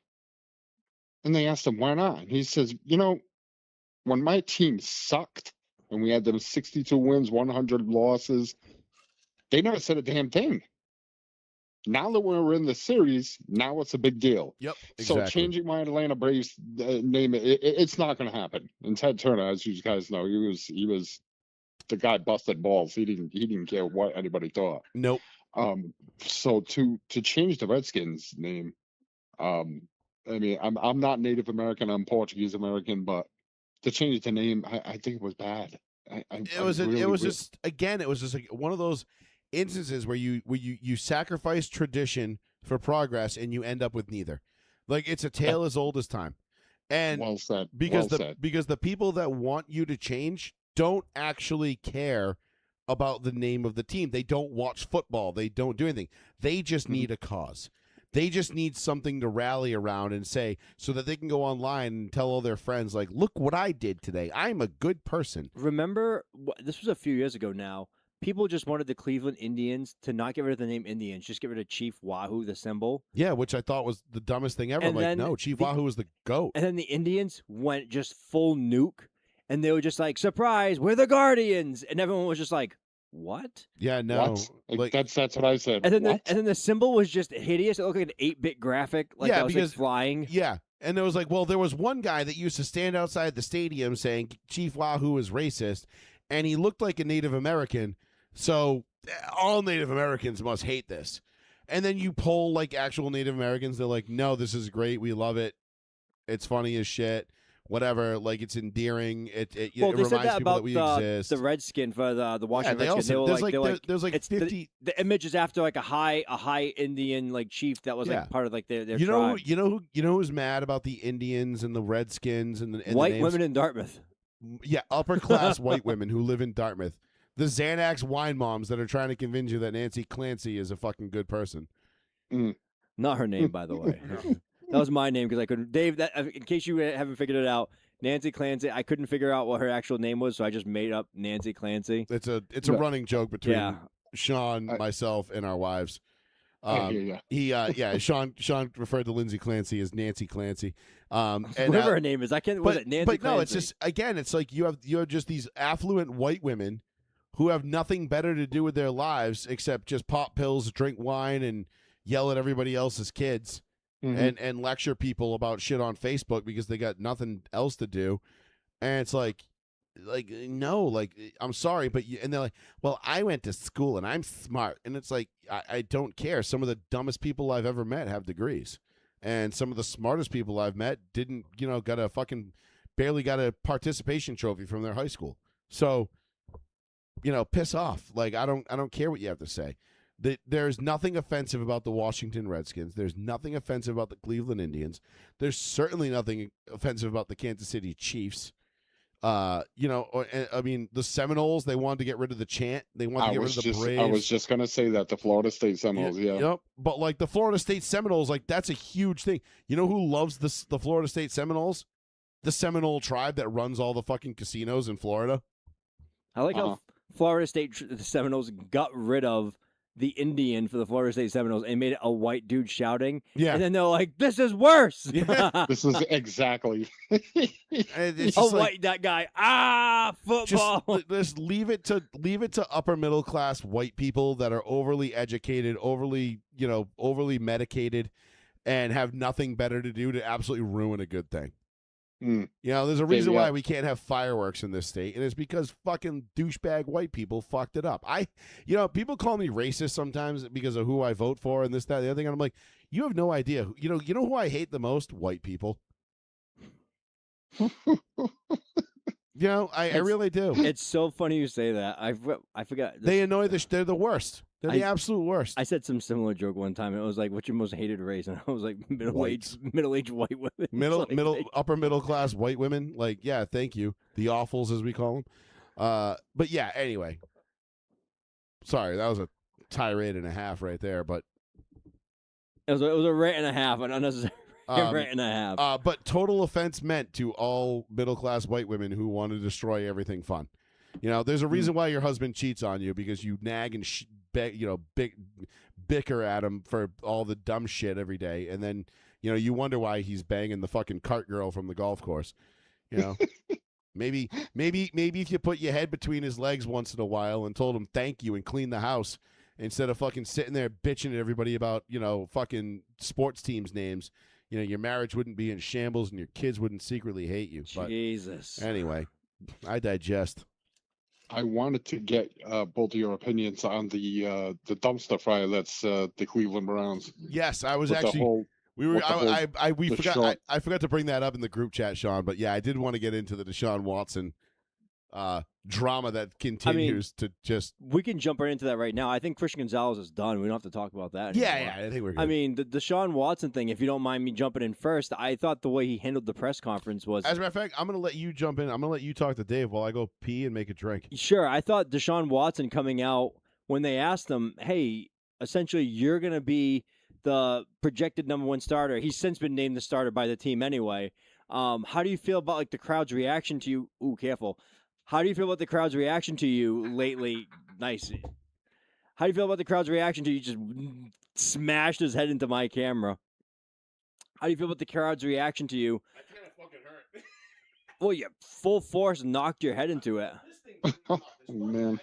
You put the fantasy football board right in front of yourself. It fucks me up every year. I hate fantasy football. So Joey knocked himself out with the camera that he has hanging from the ceiling. I see the camera movement. I'm like, oh boy. Yeah. So the Cleveland media asked about Deshaun Watson. They said, how do you feel about the reactions you're getting? And I thought Deshaun Watson's response was pretty abhorrent, to be honest with you. How can he not understand the way that the Cleveland fans feel about him? He's done nothing but take money from them, absorb salary cap they could have used to make the team better. He's barely played. He never took any of his quote-unquote rehabilitation seriously. He could have got better and played last year, but didn't take it seriously enough to come back and play. Mm-hmm. He's been booed the entire time he goes out there. And then he makes a comment like, I actually get more love and cheered when I'm at away games than I do at home games. First of all, you don't get cheered at away games either. I understand the correlation he was trying to make there, but he's equally hated at every stadium he goes to. Everyone just thinks he's just a natural piece of shit. Even regardless of what you think, if he did it or not, if he's guilty or not, because I think that case is still outstanding for most parts of it, of where there's smoke, there's fire, and I think a lot of those women have dropped out or settled with him. But I think there's still some women that are still going after him to sue him. Even if you think he's innocent, there's enough there that you just think he's just a general piece of shit as a human being. And then for the coach to come out and react to Deshaun Watson and say, like, I don't really understand how he doesn't understand how he's perceived. It just comes across as just like you said to start this conversation, what an abstract fucking disaster you must have in front of you, where you're being forced as the head coach to start this guy. You're being told by ownership, we're paying this guy a shit ton of money. You better play him. I was just gonna say that. Yep. Because to me, when he had that press conference and he had said that, the loudest cheer I got is when I tore my Achilles tendon, and these people were cheering that I was on the ground and I was hurt, and I mean that's coming from the same fan base that boos me. Yes. So it's not in the production, and I'm like, what? If you played better, they would cheer for you. You're playing like ass. Pardon my language. You're playing like ass. Of course they're going to boo you. And I got to be honest with you, I thought that was the final nail in the coffin. I was like, they're going to release him. Well, they're going to absorb. They can't. They're going to absorb. They can, but they're going to absorb such a cap hit from this friggin' kid. Yes. That ownership is basically running the roster now and telling the head coach, put him out there. So just get him out there. They essentially had a almost fully guaranteed his contract. He's one of the first almost ever to have a fully guaranteed contract. So if they were going to release him, they would have to eat that entire contract over the course of his career. Mm-hmm. There was a situation, we were on the show last year where I read through the contract because there were certain parts of it that were leaked out to the public. There were fans, there was a subreddit of Cleveland Browns fans that had found a subsection of his contract where if he were to have another indecent exposure incident, like if he were to have another incident of, let's say, a scandal, a sexual assault scandal, something like that, that the team had the ability to then void the contract. That was an out clause. There was a subsection of Reddit trying to send hookers and prostitutes and basically framed like massage technicians to his addresses and hotels that he was staying at to frame him to get him kicked off of the team. Like, there were fans out there that were trying to conspire to send like hookers and prostitutes and everything to his hotels to get him caught, so that way they could get him banned from the team. With most NFL players, they have a morals contract. They have a moral stipulation in their contracts. They do. Correct. So especially since the Ray Rice, Adrian Peterson, Leonard Littles, of the world. Well, that was murder. They just kept piling it on. You know what I mean? Every year the contract. No more murders for you, Leonard. Every year that clause gets bigger and bigger. Dave's right. That is in there. Yes, but certain guys have certain specific stuff. There are certain guys that do have very specific Kyler Murray. things. Yeah, like you must not play X amount of hours of Fortnite. Or Call of Duty. Or go skydiving, go on a friggin' motorcycle. Jet skis, These guys have all these stipulations in their contracts, but getting back to that morals contract, the reason why all of these players have the moral stipulation in their contract is they can't be trusted. They Correct. really can't. Well, I mean, Dave, because these guys are beating their wives, beating their kids, doing drugs, hiring prostitutes, which makes the organization that they play for look bad. It's like that kid from the Raiders there, that Henry Ruggs, the wide receiver, killed that girl and her golden retriever. Right away, they got rid of him. Aaron Hernandez. Right away, they got rid of him. First of all, he was a hero. He was getting rid of other drug dealers. If anything, he was a vigilante. I mean, I know. it's like Mike Vick. Like, yeah, everybody's like, fuck Mike Vick. He was killing dogs. I'm like, yeah, but they were pit bulls. Was it really that bad? You know what I mean? Was he? You doing the same thing I did with Aaron. He was kind of doing God's work, bro. I'm just saying. It was bad for Mike Vick. There's only one pit bull I like, and his name is Bad Pudge. Luck for the Falcons. Bad luck for Mike Vick. His career recovered very slightly, but then it was. I encourage you to love your animal. Yeah, even if it's a lizard.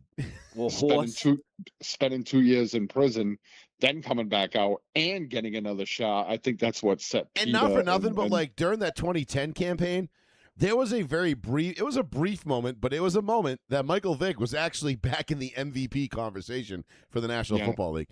Yeah, it was killing it. After that Monday night game against the Skins with him and Deshaun Jackson, just went absolutely ape shit. The whole game was like a Madden game. They were just like, hey, just run deep. I'm gonna nuke it to you. Yeah. And just throw it. I'm like, what? It's like we're gonna do Madden 04 in real life. And then I don't know what they were calling for defensive plans. Like the whole game plan was, Oh, it was the Redskins. run as fast as you can to the end, and I'm gonna throw it to you. And the Redskins were like, they'll never try that 5 times in a row. Yeah. And it's just like, But Dave, to your point, like, yeah, these guys have these clauses in their contracts. But let's think back to when you and I, and Sean, you can get in on this too if you want, even though you're a mature adult and you've long been, I would say, a more mature adult than I have, for a longer period of time.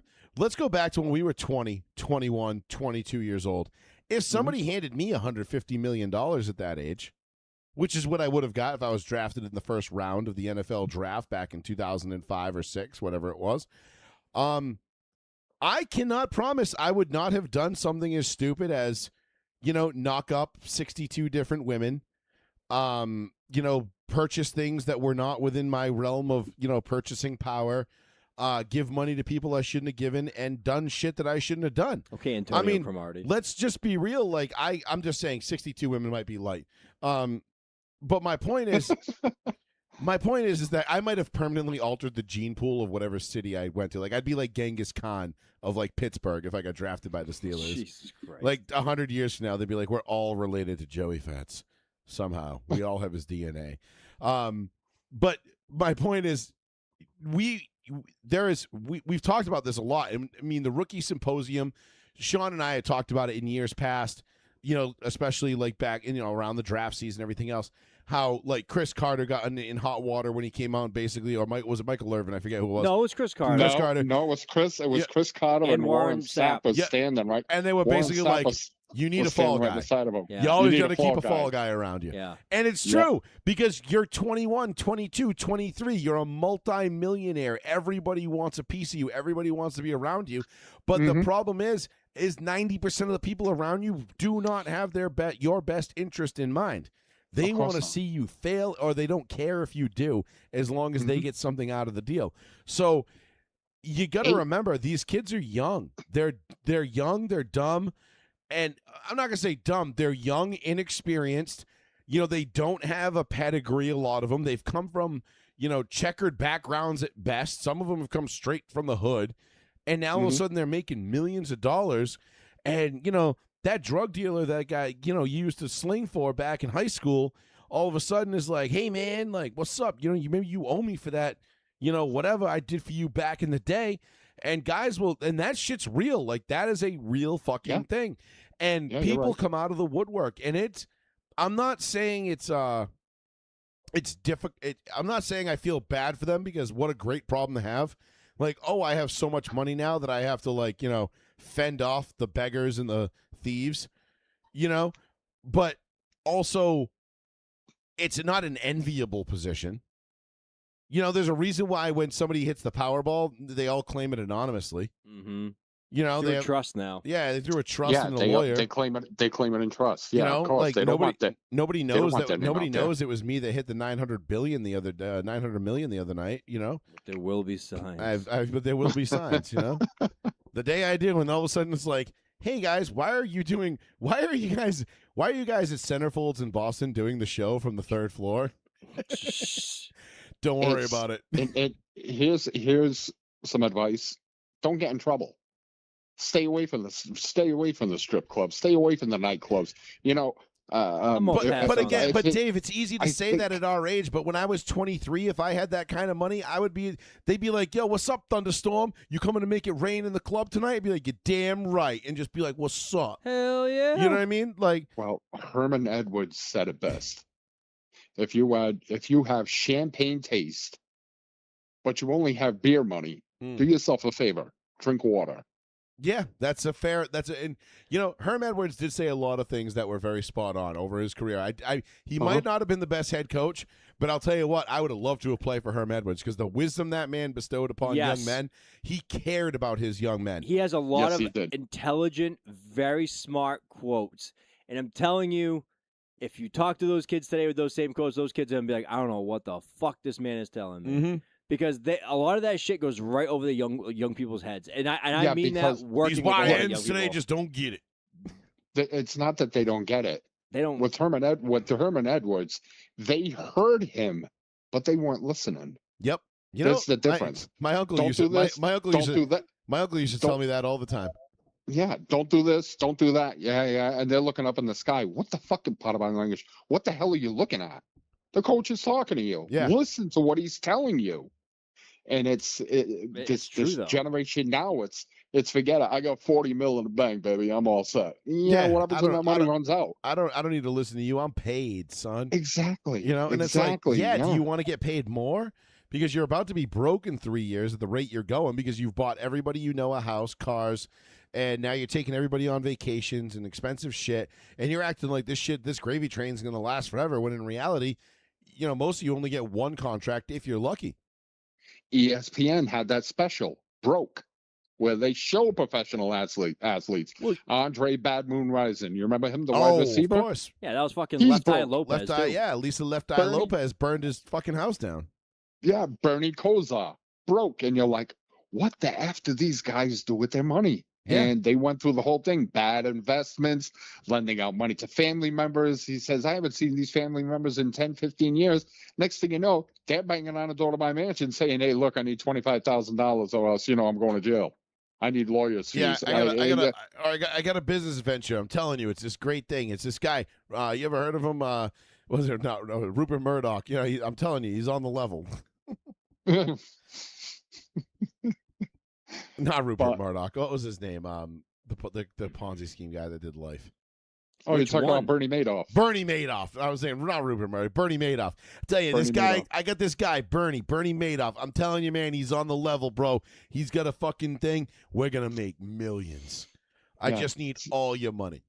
$65 billion Ponzi scheme. That was crazy. Yep. And a lot of people took hits on that. The owner of the Eagles, the owner of the Mets. Yeah. But Or it's like guy comes to you. It's like, hey man, I know you just got drafted and you got that contract, man. You ever heard of this company called Enron? I'm telling Enron, you, yeah. they're coming up.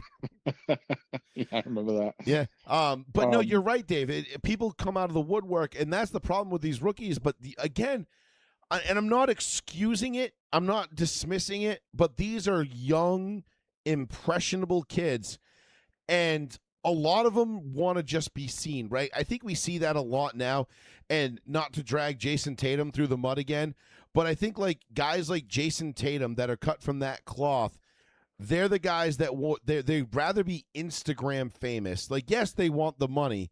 Yes, they want the notoriety. And they want to be loved on social media more than they actually care about winning and playing the game that they're being paid to play. And I think that's what gets lost a lot of times, and why you have athletes these days that are just so prone to fucking up so quick and so fast. Like, Aaron Hernandez was a gangster who happened to be good at football. Yes. You know, Aaron Hernandez, like, I know people, and I know people that have wanted to live that life, you know, always wanted to be that guy, like that Aaron Hernandez, that badass that, you know, I could go out and shoot whoever I want, kill whoever I want, do whatever I want, make my money and do it. Aaron Hernandez just also happened to be one of the most talented football players on the planet. Absolutely. And he still chose the hood life over football. Like, it's a hard gig. It's a hard thing for a lot of these guys to shake. It's just like you said, a lot of these guys come from checkered backgrounds, broken homes, single parents. With Aaron Hernandez, he was on the right track until his father passed away. Yes. And his brother DJ had said it. When my father passed away, he said, I was like, uh-oh. And he transferred out of University of Connecticut and ended up going down to Florida. Correct. And he ended up playing for Urban Meyer. Yep. Remember Urban Meyer, Of course. Tim Tebow? Yeah, he was the Pouncey brothers. He was with Yeah, the Pouncey brothers. Percy yes. Harvin, Tim Yeah. Tebow. He was with what's his name? The white receiver from the Eagles that said he would fight every Negro in here. What the hell was his name? The white receiver. I He got in all that trouble. He was actually pretty good. Not Hunter. Not Renfro. No. Remember the joke. It was like a priest, a racist, and a murderer walk into a bar. And there's a picture of Tebow, Hernandez, and what was his fucking name? I can't think of his name. I remember the story of telling, but I can't think of his name at all. Remember, he got caught on camera at a country music concert, and he said like, "I will fight every N-word in here." Jesus. I can't remember who it is. He was like, he was okay. He wasn't great, but he was like okay. That had to have been what, 2011, 12? Oh shit! No, I can't remember. But anyway, I'll find it real quick here for you guys. But nonetheless, but yeah, it's just guys just they want to do this. They want to play the part like everybody. And I don't know. It's like a fantasy, right? Like you saw that kid.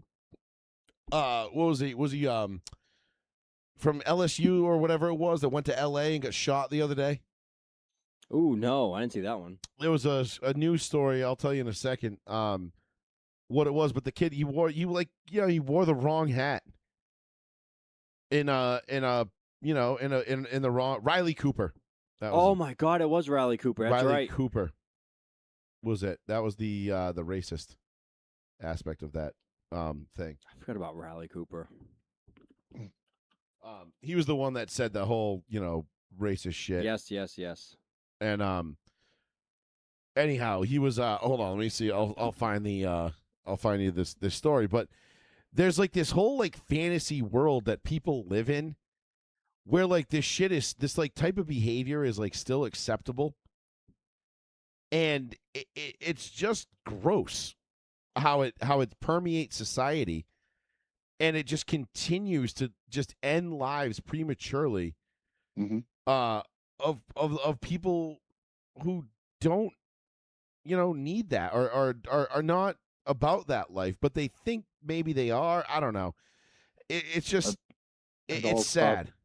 It all starts at home with the parents. It Right. really does. Well, I mean, you look at most of these things; it's mostly single-family homes, and yeah, unfortunately, it's And there's, I mean, there's some patterns to this, if you will, but it comes down to, the fact that these kids are being raised in a way that it glorifies that life.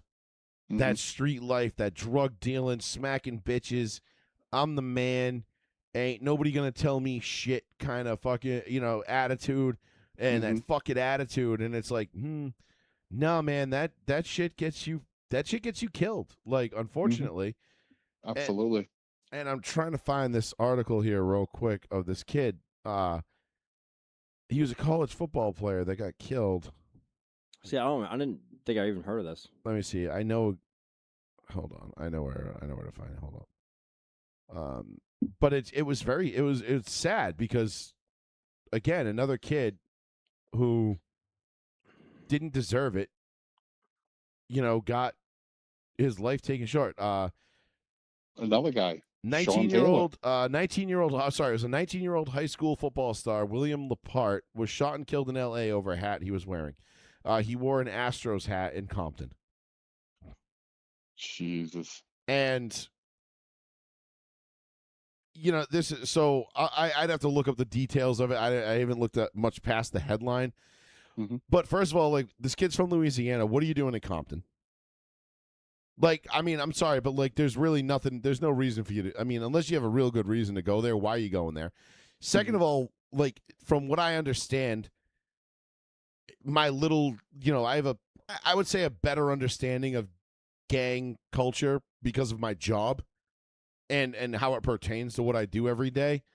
That I kind of understand why, or what led to this.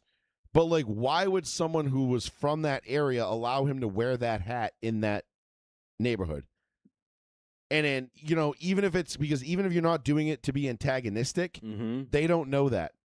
And they don't care. And there's some dudes out there, I'm telling you right now, like, if this is what it was, and somebody said it was because that's the Hoover Crips, and that was their insignia, like it was the H is their thing. And if you wear, it's like if you wore like a Hell's Angels, like a replica Hell's Angels vest on your motorcycle. Yep. If a real Hell's Angel sees you, they're gonna be like, "Who the fuck are you? What are you doing?" And they're gonna, at best, beat the shit out of you. I mean, that's like your best case scenario. Where worse, they're gonna fucking end you right there. I mean, But it's sad that our society has come to this for what you wear, what you look Right. like, what neighborhood you're in. It's sad. That is so sad. But that's what was it. like But it was- that's what we were talking about, Dave. Where it's these young kids don't know what they don't know, and they put themselves in positions to fail without even realizing they're doing it. like the sad story of Sean Taylor. We were just talking about the Redskins. Yeah, He got shot in his own house. Yeah, and that's by a group of burglar. kids who Three kids who who knew were there cleaning his pool, and Sean Taylor had busted out some money, gave them like $100-$200 a piece. I was watching it, A Football Life. Yep. Sean Taylor, and he paid these kids, and they were like, "Hey, this guy's got money." They ended up coming back 2 nights later, and Sean Taylor's at home with his girlfriend, his fiance at the time, with the baby, and he ends up getting shot. He got shot in the leg, which hit an artery. hit the femoral artery, and he bled out right there on the floor. Yeah, And that's and they came there because again they were going to rob him. They knew he had like ATVs and stuff in the garage and things that they wanted and coveted. But like those kids took a human life over property. And again, this is why I'm a 100%, on the Second Amendment, bandwagon. Like if you believe that my belongings are worth your life, by all means, come and try me. I have no qualms. And that's why I support states like Florida and Texas where they have castle law, where you come into my house, you come on my property. I mean, just in Texas, if you just get on my property, let alone you don't have to come in the house, just on my property, and you're threatening, I can do what I deem necessary. Florida, I don't know if it's the same. Massachusetts, fuck that, dude. Somebody breaks into this house right now, and I shoot him. First person I'm calling is my lawyer. And I ain't saying shit. That's so You know what I mean? that that's the way it has to be, though. I've taken that gun safety course, and I explicitly remember what the instructor told me. You make sure they go 1 foot in your house before you pull that trigger, Dave. Better have Because more if they than don't, they better have. you shoot somebody in the backyard, you're going to jail. Well, you're going to jail regardless. In the backyard? Yeah. You can't shoot them in your own backyard? Nope. Nope, Why? you cannot. They have to have Their at least property. 1 foot in your house before you pull that trigger. Remember the 4th of July 2020? Yes. If I had pulled that trigger, Yes. I might not be sitting here right now. But it's your property, though. Doesn't matter. Massachusetts doesn't have that law. Massachusetts does not have a castle doctrine. That's weird. Sad. It is. It's pathetic. But we live in a shit lib state with a bunch of shit libs who don't know shit about guns, self-defense. That's right. And they'd rather be overrun by a bunch of illegal. Anyway, I won't get into that. That's for a different show. Yes, sir. Anyway, dump Healy. That's all I got to say. That's what I say too. But I'm praying to God. I mean, it's not going to happen. But it should. We can hope. It should. I don't care what way anybody votes in this state. If you're primarily blue, if you're primarily red, if you primarily don't vote, I don't know one person that's been like, it's been a great few years, like in this state. Like, no, it's been fucking tumultuous. It's been hard. It's been the price of everything has exploded. And I don't want to hear it's the presidency. No, it's locally. Did you know, and not to make this political at all, but this is a statistical fact that every year there's a statistical analysis that comes we lost out. Dave. Did he hang up? I don't know. I didn't hang it up, but it hung up. Dave, I'm sorry. Dave was like, well. Dave was like, all right, we're out of politics. I'm out of here. See you later. Not a politic thing, but like every not 4 years. Every year they do how much it costs for a family of 4 to live in the state, and they rank the states from best to worst. Last year, Massachusetts ranked 3rd as the most difficult state to live in. Are we the number 1 most expensive? For a family of 4, as of yesterday, it came out that we are now the number 1 most expensive state to live in the entire country for a family of 4. Yeah.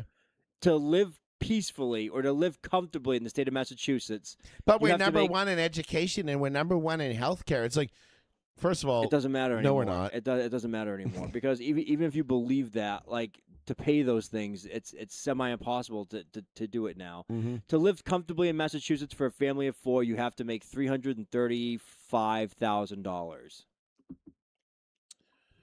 Anywhere in Massachusetts, not Boston. Right. Anywhere in Massachusetts. Just in the state in general. Yes. No, I know. It's way overpriced. We're way overtaxed. It's trust me. I could go on everybody always accuses New Bedford Guide of being like this hardcore. It's so funny because when I look at like New Bedford Guide posts, You have people that accuse New Bedford Guide of being like these right-wing fascists, like Trump-supporting Nazis, and it's like, no, they play it down the middle. And then, but then there's like, and also like there's this sect of people that accuse New Bedford Guide of being like this far left-wing liberal bull. And I'm like, huh? I'm like, listen, I know the guy, I know the boss. I know where he stands. Like, these accusations are ridiculous. He's one of the most centric, like he is, I would say Mike is he is a conservative who is not above criticizing anybody who doesn't do what they're being asked to do. Right? He'll be highly critical of Trump, even though he voted for him, because Mike is like me. He views politicians as a tool. Yes. And when that tool is broken and it's not doing what it's supposed to do, what do? You go out and buy a new tool. Yep. That's how politicians are. Don't fall in love with the person. Fall in love with the progress. Fall in love with the results. That's what you're supposed to do. So these people have like these like mixed, these variable like mixing like opinions on New Bedford Guide and their political standings, and it's absolutely ridiculous how like it's so funny how much they vary. In terms of like, you're a bunch of libs, and I'm like, what? I'm like, all right, like if you want to call us far right wing, Nazi, Trump supporting, whatever, blah blah blah, I was like, I'm not excusing it because you're still retarded, but I can at least like, okay, like you clearly watch The View every day, and that's where you get your news, so that's how you're gonna think. But to call us lib, like really? Why? Because we didn't just blindly accept the fact that whatever Donald Trump did is the best thing ever, and listen, we can be critical of the president and his and his cabinet and his his government by also knowing like, but that's the beautiful thing about, I feel like that Republicans have that the left wing doesn't. The Democrats right now, they march in lockstep. If you speak out again, I mean, even Chuck Schumer now is supporting that fucking Islamo-fascist in Michigan, Saeed or whatever his name is. Like Chuck Schumer is like getting in line. Arguably one of the most powerful Democrats in the country.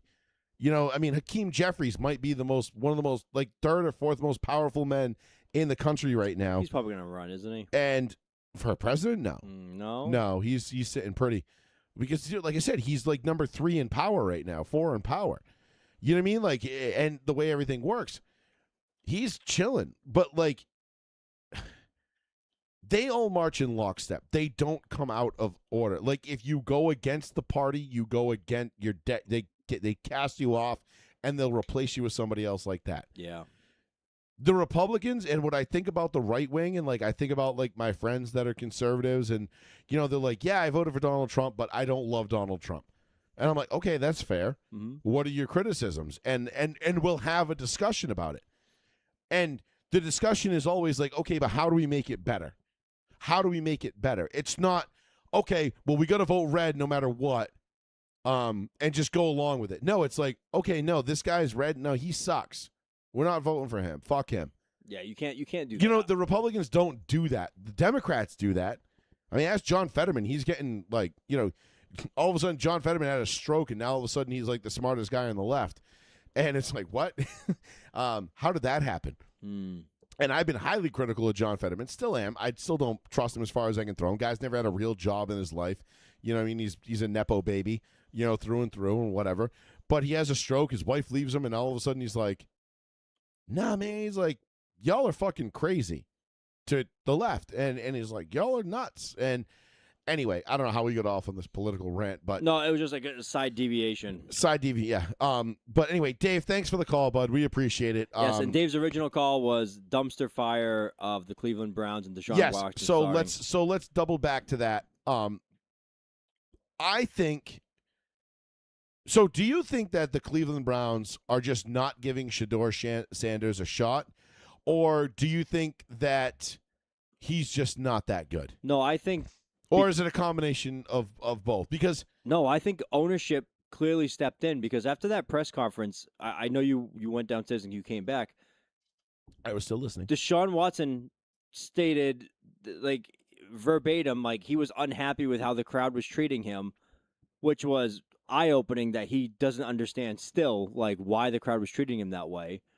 The coach, the same day, responded to his comments of, like, I don't understand how Deshaun doesn't understand how he's perceived. Like, if you play better, the crowds will like you. Yeah. Just play better. Don't worry about all this other shit. Haven't you ever seen Gladiator? Just be a winning quarterback, and the crowds will come back. And your death will be to the glorious sound of. I thought it was 2 claps. I thought it was 2 quick claps. I'm misremembering. Maybe it was. But yes, the coach came out and was just like, if you win, all this goes away. Just worry about winning, and that's all takes care of itself. Yeah, it's funny how like they always say like winning cures all, but then Deshaun Watson's like, No, it doesn't. no, it doesn't. Oh, right, Deshaun, I forgot. You're so much smarter and better than everybody else. To me, that screamed out. The coach is essentially telling the media, I don't want to play this guy. I'm being told I have to play this guy. Agreed, because the amount of money they're paying him, $55 million, whatever it was per year. and I think if they cut him, it's fully guaranteed. right? But no, I think there's clauses in there where if they cut him after this year, they'd only be on the hook for an $87 million dead cap hit. No, I think it's still more than that. I don't think so. Unless what I read was inaccurate. Because, and the only reason why I know this, they were comparing it to the Russell Wilson dead cap hit of $85 million that the Broncos had to absorb. And the difference between Cleveland and Deshaun and Denver with Russ and Deshaun is that if Denver was able to cut Russ and basically pay him $85 million to fuck off, and they still went 10-7 and made the playoffs with that cap hit.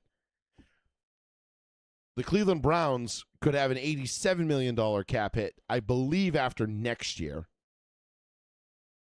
But do you have any faith in the world that the Cleveland Browns are going to put together a team good enough to make the playoffs with an $87 million dead cap hit? No. I don't either. And that's the difference that's the tale of two franchises. The Cleveland Browns are bad because they choose to stay bad. Because they do dumb shit like sign Deshaun Watson to a fully guaranteed contract, which I'm fairly certain, like there is, I mean, you know me, I don't believe in conspiracy theories that much. I want to believe the conspiracy theory that the Cleveland Browns signed Deshaun Watson to that fully guaranteed deal in an effort to fuck Baltimore when Lamar wanted his fully guaranteed deal. No, so by giving Deshaun the fully guaranteed deal, they thought maybe that would force Baltimore's hand. And Baltimore's was like, yeah, no, we're not doing that. Like, sorry, you're dumb. And it's like, obviously, like if you're the Cleveland Browns, you're the laughing stock of the league for the most part. Like you, the Jets, you know, the Cardinals, which I actually feel bad. Well, I actually feel bad because like Jeff Bidwell actually was like a decent GM. But he's handcuffed by poor ownership. The Chargers with the Spanos is like, you know, great talent all the time. But, you know, just the king of if. And who else? Dallas is pretty bad. Again, good talent. They're like the San Diego of the NFC. Great talent every year, but just never put it together. And then who was the other like really bad teams? Like Jacksonville's gotten better, I guess, under Shad Khan. Can't really blame them too much anymore. I'm trying to think who the other like really. Cincy's a bad team. Okay, so first of all, I agree with you, but I was fact checking the contract situation. Yes, they're in a fucking rough spot. Well, big time. So if they're going to have to eat a significant amount of money if they're going to get themselves out from under Deshaun Watson in the next 2 years. Between now and next March 13th, if they cut him, the team has to eat $87 million in a dead cap hit that year immediately. Yep. Whether it's 2026, 2027. But they'll be able to prorate it over the next 2 years. They can do it because Denver did the same thing with Russ. Yes. They were able to extend it out over 2 years. If he's on the roster after 4 p.m. on March 13th, he gets a $200 million guarantee salary incentive. So he's gone. There's no way in hell they keep him. So you've got to eat the eight. Do you eat $87 million or $200 million? unless the ownership is just like, you have to play this man this year to see if he's worth anything.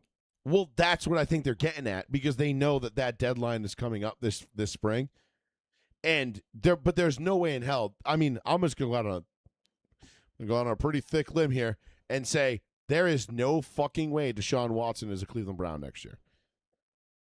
They will 100% take the $87 million dead cap hit in lieu of potentially losing $200 million. You simply have to. I don't care if they go out and win the Super Bowl this year. Mm-hmm. You cut him. You know, like, there's no way. There's no way in hell you're paying that man $200 million. Right. No way. But like I said, the Broncos were able, with an $85 million cap hit, they were able with Sean Payton and that team to make the playoffs their first year. Now think about that. The Broncos were hamstrung by an $85 million cap hit, and they still went to the playoffs their first year, lost in the wild card round, and then got to the AFC Championship. You know, granted they lost their quarterback in the second round. Probably would have been in the Super Bowl. Maybe even won it. Damn. Probably even won it. Because I don't believe in Seattle, but damn, that is rough. I did not know about the $87 million essential poison pill they have until March 13th until 4 p.m. Yep, it just came out. I just read it like the other day, like yesterday or the day before. I forget what it was. But that's what I'm saying. Like, that's why I think and again, you could tell, like you said, like it was almost like the head coach was it's not Kevin Stefanski. It's no, Stefanski's gone. He's gone. He's in Stefanski's in fucking, oh my God, Atlanta? No, South somewhere. Todd Monken was basically reading a fucking hostage letter, like he was being imprisoned by ISIS. Falcons. I was right. Atlanta. Yeah. Stefanski's in Atlanta. It was like he was being held hostage. He knows, like you said, he's basically telling everybody, ownership is making me play this guy. And when he said, I told Shedeur Sanders the deal, and he took it with a smile on his face, like he knew what was up. Yeah, like, he knew it was coming. No big deal. Now, do I think Shedeur Sanders is the answer? Also, no. I like Shedeur. I want him to do well. I have just no faith. Do I think Dylan Gabriel's the answer? No. No. Do I think the Cleveland Browns have an answer on their roster? No. So, you know, again, this comes down to the Cleveland Browns having to play Deshaun Watson this year to see if there is, God forbid, anything in that tank. And the owner's basically saying, like, no, we're paying him. If we're going to pay this asshole $87 million to fuck off, we're at least going to run him into the ground to make sure he never plays again. Get him hurt. Yeah, make sure, or if someone wants him, let's trade him. Yeah. Other than that, nah, it ain't nothing, kid. That ain't the way we're doing things. So, we'll see how that pans out. They also have a Taylon Green on the team. I don't know who that is. I think he was like a 6th or 7th round pick. Sure, I don't know who that is. Yeah, I don't either. Better than the seven I remember guys I remember the name-ish. Like, it sounds vaguely familiar to me, but 774-992-8702 is the phone number if you want to give us a call. We're going to wind down the show here over the next, I'd say 15, 20 minutes, whatever it be. Get into, so we got into, we talked about your Patriots and Gonzalez with the contract thing. Yeah. What do you ultimately, just to revisit that real quick, what do you think the solution is here? Do they pay him now? I think you just pay him, because why piss off if you're trying to win now before you pay Drake May, right? Why do you not pay him now unless he does ask for a percentage of the cap? Pay him now. Show your other teammates that that's an investment in growing your guys that you're drafting and developing here. You just built that gigantic new weight room that looks gorgeous. They showed the inside of it. I love the way it looks inside. It looks like a professional workout facility now for an actual football team. You know, you want to have an investment of all these guys coming in. You preach about building from the ground up and doing everything the right way. If you're doing everything the right way, pay the guy you drafted and developed then. That just shows like you're living by your motto. Right. If you're doing that and you take the guy that becomes potentially, if you're telling your teammates he's the number one cornerback in the league, and you let him walk or you trade him, what is that telling the guys you just drafted? we're gonna do the same thing to you. Yeah. If he's the best in the league, we're definitely Right. not The keeping culture you. you're creating now is one of just Fugazi. you're all mercenaries. Yes, it's You're all yeah. it's all fake. It's You're all just words. expendable. Right, and I get it too. Like it's back that like harkens back to the Bill Belichick next man up. We don't pay corners, kind of like bullshit. You know, I mean, because we watched Ty Law go down on Halloween against Pittsburgh in 2004, and Ty Law goes down with I think it was an ankle injury, and we're like, oh, they're really fucked now. And they're like, yeah, like who's this fucking clown? Asante Samuel. Fuck this guy. Well, oops, like shame on us. Bill Belichick already knew. And then that same already had the that same answer. year, we had tons of other injuries, and they were like, and he's like, Troy Brown, get in there, and everyone just like, whoa, what the fuck is Right, happening? and then they go and win a Super Bowl. Yeah, and then later in the career, they threw in Julian Edelman, same situation, wide receiver back to cornerback, and Julian Edelman was playing cornerback in playoff games in valuable time. I mean, it happens. So then they was just saying like, whatever. Oh, Patriots. Speaking of like same shit happening during the last preseason game. I know the preseason games are absolutely fucking meaningless, but They're meaningless, but there's not. That doesn't say there isn't something there to be said for. But the Patriots' third-string quarterback, the rookie kid, Baron Morton, who I think he actually has a nice arm for a nice sixth-round drafted kid, started doing all the punting. And I was like blown away by that because it reminded me of being a kid and watching Tom Tupa punting and then jumping in at third-string quarterback, and it was vice versa. And I come to find out, Denver Broncos legend. yeah. Oh, Dave, that's okay. Yeah, we assumed something like that happened. And then all of a sudden, like at the end of the game, there was an announcement that like the Patriots punter like hurt himself in practice or during the game or something like that, and now he might be gone for like the whole season. Behringer or something like that. That's not great. No, it's not great because now we need a punter like ASAP. And finding one at this point, like the 11th hour of the offseason is like, fuck. We got a third-string quarterback. He's like, I mean, again, and like people will always be like, it's a punter. Who cares? Yeah, go ask Bill Belichick. it flips the field. Yeah, go ask the greatest coach of all time how much punting means. Or go, you know who benefited more from great punting? Tom Brady.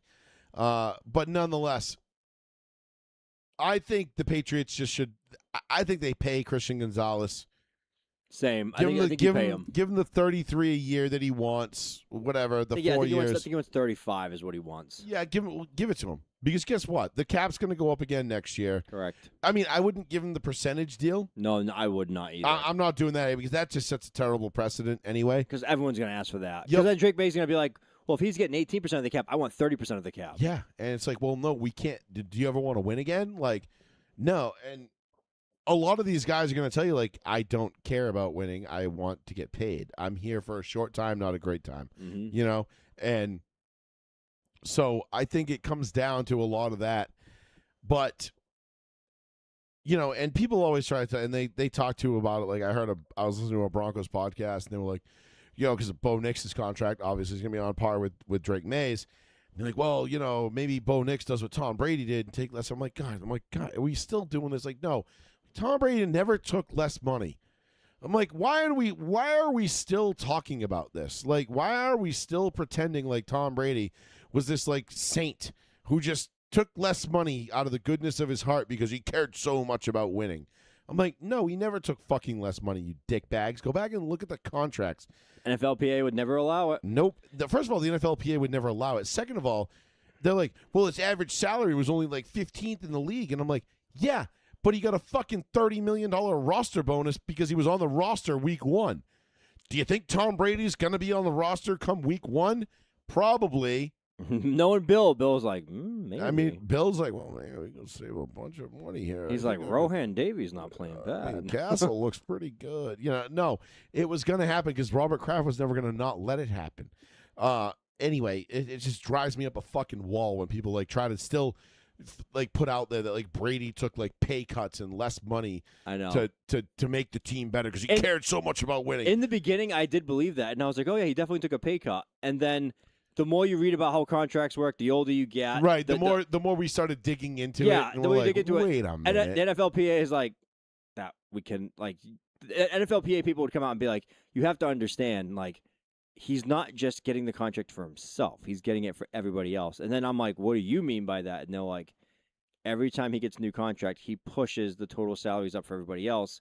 So if he doesn't do that, he essentially holds all of his other players and friends down. So he hurts everybody else at the same time. And I was like, it was like one of those like sudden realization moments of like, if he doesn't take more money, everyone else hates him. Well, I think it was when I was listening to Pat Kerwin and Tim Ryan on Sirius NFL Network one day on the radio, and they were like, yeah, they're like, and they like joked, they're like, and everyone, and Tim Ryan, not Tim Ryan, Jim Miller, I think it was Brady's backup for a little bit, and they kind of laughed and joked and were like, like, yeah, and I don't want to rain on anybody's parade, but Tom's not exactly the saint they make him out to be, blah blah blah, like. He's not taking less money. And they kind of like jokingly like just laughed it off. And they're like, yeah. And then Pat Kerwin like explained how the contract worked. And he's like, no, what happens is they take his base salary, which is supposed to be like whatever at that time, $20 million a year. And then they convert 18 of that into a roster bonus, meaning because there's cash versus cap. And if the Patriots had the cash to do it because they didn't spend it in the offseason, they could take the cash, convert it to a roster bonus, pay Tom Brady $18 million. Now his cap hit's only $2 million for the year, whatever the fuck the actual number was. Yeah. And then they have that cap space to go out and sign other guys as the throughout or whatever throughout the offseason or the next season or even that season. And they're like, it's not really, it's not a pay cut by any means. Like whatever money he's owed, he got. Mm-hmm. They're like, he just got it full upfront guaranteed. In a way, it's like, but they're like, the only stipulation was, are you going to be on the roster week 1? Yeah, I'm Tom Brady. I'm a 3-time Super Bowl champion at the time. Pretty sure I'm going to be on the roster week 1. Yeah, that's a good bet. I'll take that bet. And when the owner's telling you and the coach is telling you, like, yeah, the only thing that could have derailed that was if he had got, like, went out and, like, torn both his ACLs in training camp.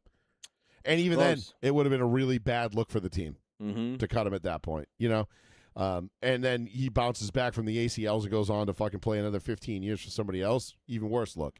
So, yeah, nonetheless, wasn't happening. But it still makes me laugh how many people actually think Tom Brady took pay cuts to bring in talent to the Patriots over the years. Oh, right. I know. It's hilarious. Like, I'm like, wow. I'm like, y'all really that dumb, huh? I just think they just either didn't care or didn't put enough focus into it, or they they don't like to read or know anything about the game. No, but you had guys like, there was guys in the media, and I won't name names, but like people in the media that would always try to hype him up, like. It's fucking constant. He's taking a pay cut because he wants to win. They misspread information all the time. And it's like, no, he's not taking a pay cut like you. Like what they were saying wasn't they weren't necessarily wrong.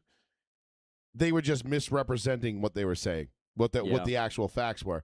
And it's like it was like the low rent fucking EI guys at night and the Nesson guys and shit like that. And I have even like the guy you just mentioned before, James Stewart, and guys like Adam Jones and like 2 competing different networks, which is why I don't listen to sports radio anymore. Both of those guys have been caught multiple times just bold-faced lying about multiple things. And then they just made up like rumors of like, oh, the Patriots have this person under contract and there's just various rumors, and it's never come true, and no one ever fucking calls them out on it, and they continue to have jobs, and I'm just like, they just fucking make shit up. They just exactly. They make shit up as they go. If it doesn't work out, they're just like, oh, it fell through at the last minute. Okay. Yeah. Oh well, I had sources. I had inside sources. This. Shut up. Shut up. No, you didn't. You're just making shit up to hot take stuff because that's what, unfortunately, sports media has become. That's all it is. It's who can out hot take the other. And I miss the days of when like being like a hot take show was like the rare. The oddball show when you're like, oh, let's tune in and see what these clowns are saying, like around the horn. Yes. Where they just had to out hot take each other and they get points and Tony would just, give them points or whatever. And it was fun, but you didn't take it seriously. But, I miss the days of like ESPN and NFL Network, like just playing old games. Playing the season highlights for certain teams, like, hey, we're going to do the NFL Films specials for all 32 teams over the next week on repeat on NFL Network. You know what I mean? Like, and you just get to watch all the shit. Like, it was just fun. And now it's just gone to, oh, I don't know, here's Kay Adams. She's hot and she's wicked cute. There you go. Done. And she's going to talk to football players about football. maybe, and then other people are going to chime in and give opinions, and it's like, really, like, this is what we're doing now, and not to disparage Kay Adams. I think Kay Adams actually does a really good job. She's actually very entertaining. No, I love Kay Adams. Me too. But I'm just throwing her name out, like, to, you know, as a thing. She's probably not the person I'm actually talking about right now, but there are people like there are shows that, like Nick Wright, for example, 100% pure hot take artist. Oh my God, yes. He just goes on TV, talks about how great the Chiefs are going to be and how everybody else sucks, and it's like this is boring, dude. Like, I get it, you're pandering to your own team's fan base, and you want to be loved by them, and ESPN's paying you money to do it, and that's all fine and well, but like, that's not why I'm here. I miss the days when ESPN just used to play sports highlights all day. I know. And breaking news, and would just give you shit like all across the country, you know, and we would just get highlights. Now it's like, no, we got to sit here and listen to, you know, Emmanuel Acho fucking pontificate about, you know, whether or not, Lamar Jackson won the MVP because he was black enough. You know what I mean? Like, or, it's always stupid shit like that now. It's always like, or Emmanuel Acho sitting there talking about whether or not the WNBA is better off without Caitlin Clark at this point. Like, right. Really? Like, what are we doing right now? This is garbage. This is nonsense. And unfortunately, it's become a thing. And I actually agree. I don't know if you saw this. What's her name? Paulina Luna, the congresswoman from Florida, is introducing a bill that would basically make online influencers, like podcasters, things like that, people who are not legacy media, disclose where their funding is coming from, like a media company would. So, like, if you're a major media company, you have to disclose where your advertising money is coming from, or who's paying you and who's funding you. They want to do the same now because they're basically like, yeah, they're like podcasters and internet influencers or personalities have surpassed legacy media in terms of views and potentially, a lot of them, absolutely, and eyeballs and things like that. And they're like, why the fuck are we not holding them to the same standard? Like, you know, if you're allowed, if you're getting paid by a foreign entity to talk about a certain thing, you should have to disclose that. Right. So there's a bill that's being introduced that might, you know, we'll see what happens with it. But I would hope, at the very least, it'll affect political talk radio and podcasting. I would hope at some point these sports networks wake up and realize that this is not the content we want. I just don't think I don't see it happening. I just don't think they care enough. I don't think they care, and I think they think people, and I think they're banking on people being too dumb to actually want to have something that challenges their brain. You and I watch, you know, we would sit there and watch NFL Playbook. You know, remember that when they're on NFL Network where they would just break down it was great film, and you'd have like Brian Baldinger like sitting there like breaking down film, and he still does it, not on NFL Network anymore, but he still does it online. Well, you have Baldinger, and then what's his name? Well, Mayock used to do it sometimes. Mayock, and a third guy is he used to do the NFL draft stuff. What sometimes.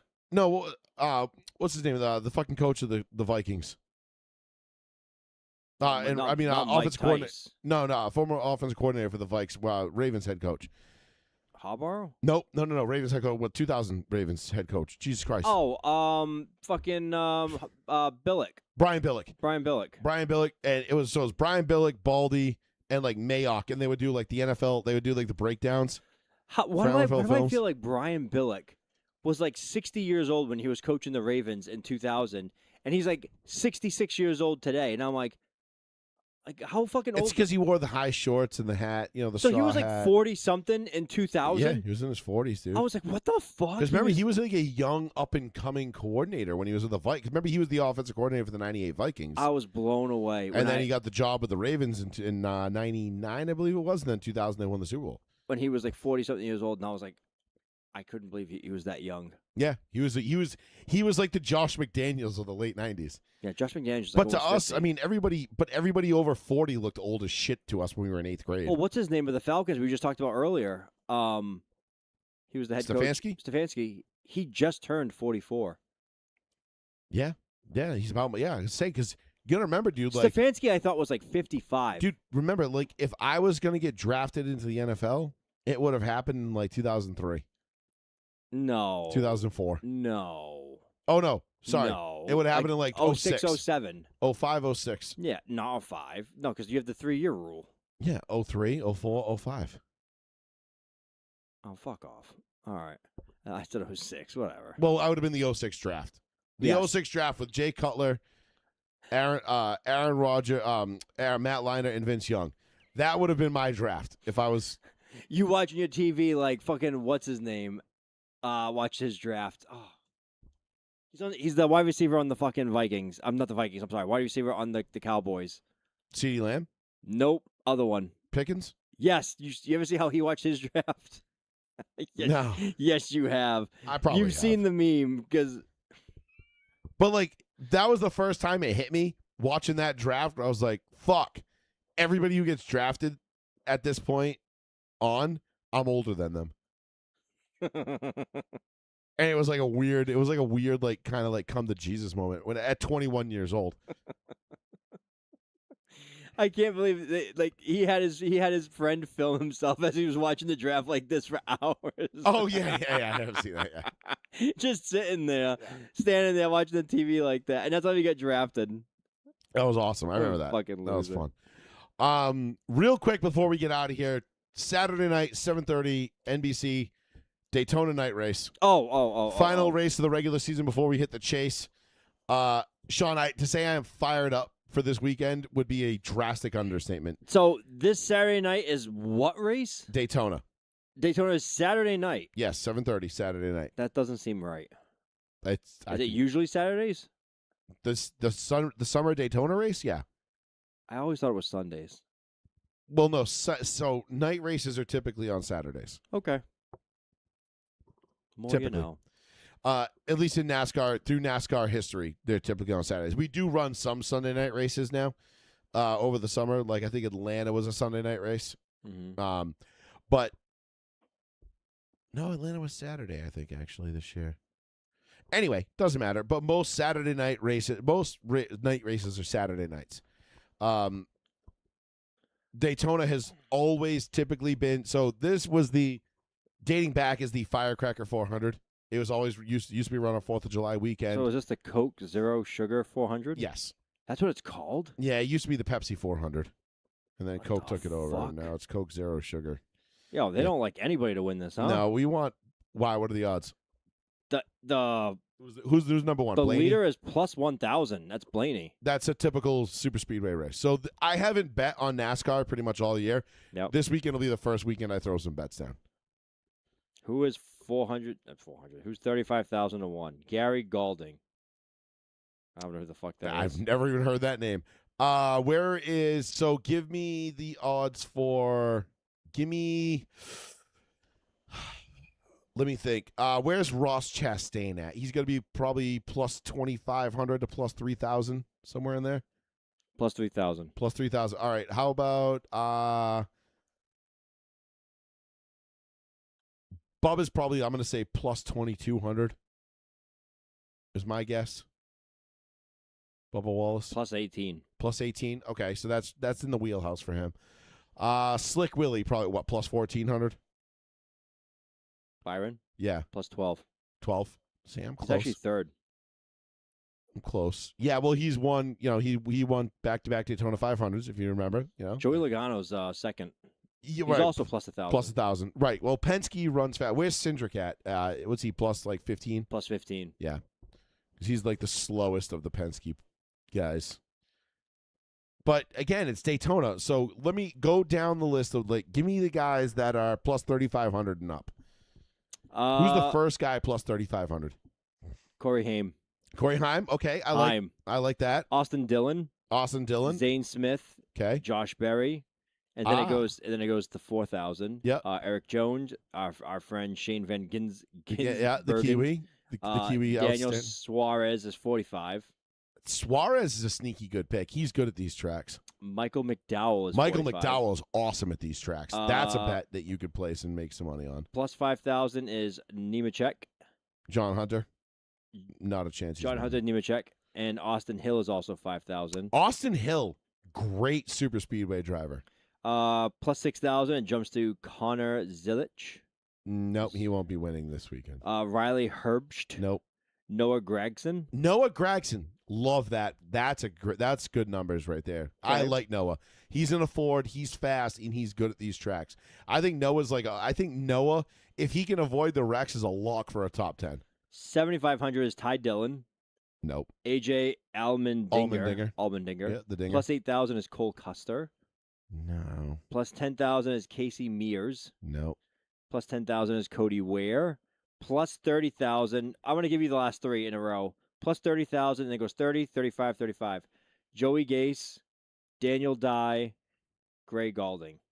None of those three guys are going to be. I would bet that there's a better chance those three don't finish. A better chance those three don't finish than they do win the race. Damn. And it's not because they're bad drivers. Daniel Dye is really good. He's been a truck series guy. Like, I've been following him in the trucks. He's really, really awesome. Yeah. But it's just so hard to win here. Daytona is tough. It is really tough because it takes a lot of luck, a lot of skill, and a lot of right place, right time, which I guess falls under the luck category. But if you are looking for something to keep you entertained on Saturday night, I highly recommend it. This is, without a doubt, my favorite race of the year. It's usually the best race of the year. Last year, we had a 4-wide finish, photo finish, 4-wide photo finish. I remember you seeing that. I remember seeing that from you. So, which was Ryan Blaney came from 12th to 1st on the last lap to win in a 4-wide photo finish. So that was pretty fucking awesome.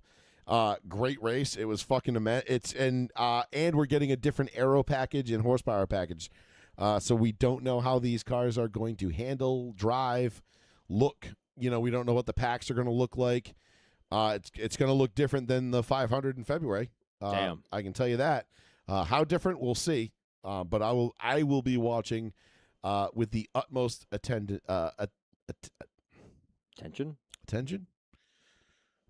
Yes, the utmost attention. This is my favorite race of the year. I love it. Can't wait. Highly recommend you watching it too, as well. If you're just hanging out at the house, you got nothing to do Saturday night, there's nothing else on.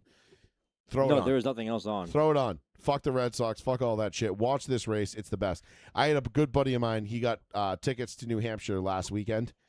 It was his first time going to a NASCAR race. He brought his kids. Yeah. And I asked him, I said, what'd you think? And he goes like, dude, I'm fucking addicted. He's like, this is fucking awesome. This is the greatest sporting event I've ever been to. You've never been to a race? No. Maybe one next month. Maybe. What, Seekonk? Maybe, yeah. Yeah. Well, let me know. Okay. I want to go to Seekonk. I'll let you know if they make like X amount of tickets available. I'll be like, hey, you want tickets? I'll just come with us. Yeah, absolutely. Just count me in automatically. Just count me in. They'll be like, who's this big guy? I'll be like, oh, that's my security. That's my cousin. They'll be like, this man's your cousin. But all right, we can leave it there. I think we got everything. Well, if you want to count few minutes, the last thing we got to talk about, or the last thing we could talk about, is just plethora of injuries have happened in the training camp, like all the major ones. It seems to be Jamar Chase may have dodged another bullet. He came down crazy today. Austin Genty dodged a bullet. Ashton Genty. Thank God. Ashton Genty, sorry. Ashton Genty seems to be a high ankle sprain. Will probably be kept out. Thank Christ, because my fantasy team was relying on it potentially. Let me ask you this: Is Ashton Genty worth the number 5 overall pick? No, I don't think so. I don't think he is either. Somebody told me he was. I don't think he is. Nah. Why? Because you have you got to play fucking. I have Kyron Williams, starter, and Pat Bryant as my 2 keepers. I need one more. Ashton Genty would be for my first 5th round. overall. Number 5 overall. No, you can get someone better. I mean, there's only going to be 4 players off the board at that point. So yeah, once I see all the keepers, I kind of have to. Dude, like. I could have kept Jamar with my 2nd overall pick, but I'm like, I can do better. I could just keep Jamar if I wanted to keep him if I saw him on the board. But I was like, yeah. I'll see it when I see it. Yeah, but I feel like I honestly feel like at Genty at 5. I'm like, I feel like Genty's going to be available at 15 when it comes back to me if I really want him. And if not, I mean, I have a plethora of running backs. I think he goes in the snake. To be honest with you, he probably won't make it back to you. But I think and you know what? I'm okay with that. I think he's boom bust guy though. Like, if I take him at 5, I'm uncomfortable. If I take him at 15, I feel better, but I'm still not, like, crazy about it. Because I feel like it's either I'm not floored on all him at gas. 5. I think 5 is too high. I think 5 is way too high. Yeah. I'm not like that because one. I can't keep my. I mean, I'll probably be able to redraft Derrick Henry at 5 if I want to. Oh my God, yeah, you sure will, because he's just old. I know. I mean, I don't even think I would. The brakes have fallen off on him. I love my chocolate stud pony. You know, no one loves my CSP more than me, but that's a tough. I feel like all hit. the doors have fallen off of a lot of the guys already. I do too. Christian McCaffrey's another one where I'm just like, I'd love to take him, but he's already hurt. I know, and even exactly, even if I took him, like I'd rather, honestly, at this point, I'd rather roll the dice on J.K. Dobbins at 5. Because at least J.K. Dobbins, like, his ceiling is lead the league in rushing. His floor is also not play at all. He doesn't play. He only plays 3 games. Like Aaron Rodgers and the Jets comes out holding the American flag. We'll talk more fantasy next week because we'll be coming up on the draft. Oh, actually, our draft is on Sunday. Yeah, this Sunday. So we'll recap our draft. The board is behind me. You can see I'm looking at it, yeah. We've got some keepers. I got some more keeper stickers to put up there tonight. Did you see the Christian McCaffrey video, though, from the 49ers fucking facility? No. It was him, like, right before, just to show everybody he was going out to practice. It was the trainer wrapping his leg in a full, like, double-taped black, like, kinesiology tape. Because his calf? His full fucking leg is taped up. His calf. And then they put his body in, like, a sleeve, and then he goes puts his pants. The kid's like, he's like too fast and too powerful for his own body. It's crazy. I'm like, that's not good that you're putting this on video. Yeah. And then they show him jog out in front of the electrical lines, and all the people in the comments are like, it's the electrical cables. It's the killing this team. And then George Kittle got hurt that same practice. So that team is already cursed. And then Mike Evans is on that team now. And that's just more injury. You know he's going to get hurt for sure. He's probably looking at those electrical cables like I feel like it's over. We'll talk more as next week. We'll start doing more of like a season preview, and then we'll do our picks in 2 weeks. Yeah. The Tuesday after Labor Day, we'll do our official season. Yeah, because the next night is the first game. Right. Wednesday night opener is the night after. So we'll be on football eve. We'll be doing our show in 2 weeks. But we'll leave it there for tonight. Excellent show. Thank you all for joining us. Thank you for the chat. Everybody in the chat, thank you for Dave for calling in. And we will be back next Tuesday night. Right here, same place, same time, 9 p.m. on the one, the only, the New Bedford Guide. Row one, seat one, Joey Fats Radio. Y'all have a great weekend. Enjoy Daytona on Saturday night. I know I'm going to. I'm going to enjoy my brisket and my draft on Sunday. Hopefully the race doesn't get rained out Saturday night, because if I have to watch the race while I'm trying to draft, I'm going to be a very, very angry motherfucker. But I don't blame you. We'll see. Hopefully the race gets in Saturday night, and I don't have to deal with all that. So anyway, I am off to salvage my safety rating. I ran 2 races at Daytona last night, and I lost my A license. Oh, jeez. So I've got to go run Indy cars the Milwaukee Mile now for the next hour and grind away until I get my A license back so that I can race at Daytona all weekend. But we will see. Nonetheless, Daytona is Bay. We love it. Saturday night, 7:30 on NBC. Don't miss it. It's going to be the best race of the year. Until then, we will talk to you for Mr. Betancourt. I am Joey Fats, and this has been another episode of Roll 1C1. We will check you all next week, Tuesday night. Peace. Adios, guys.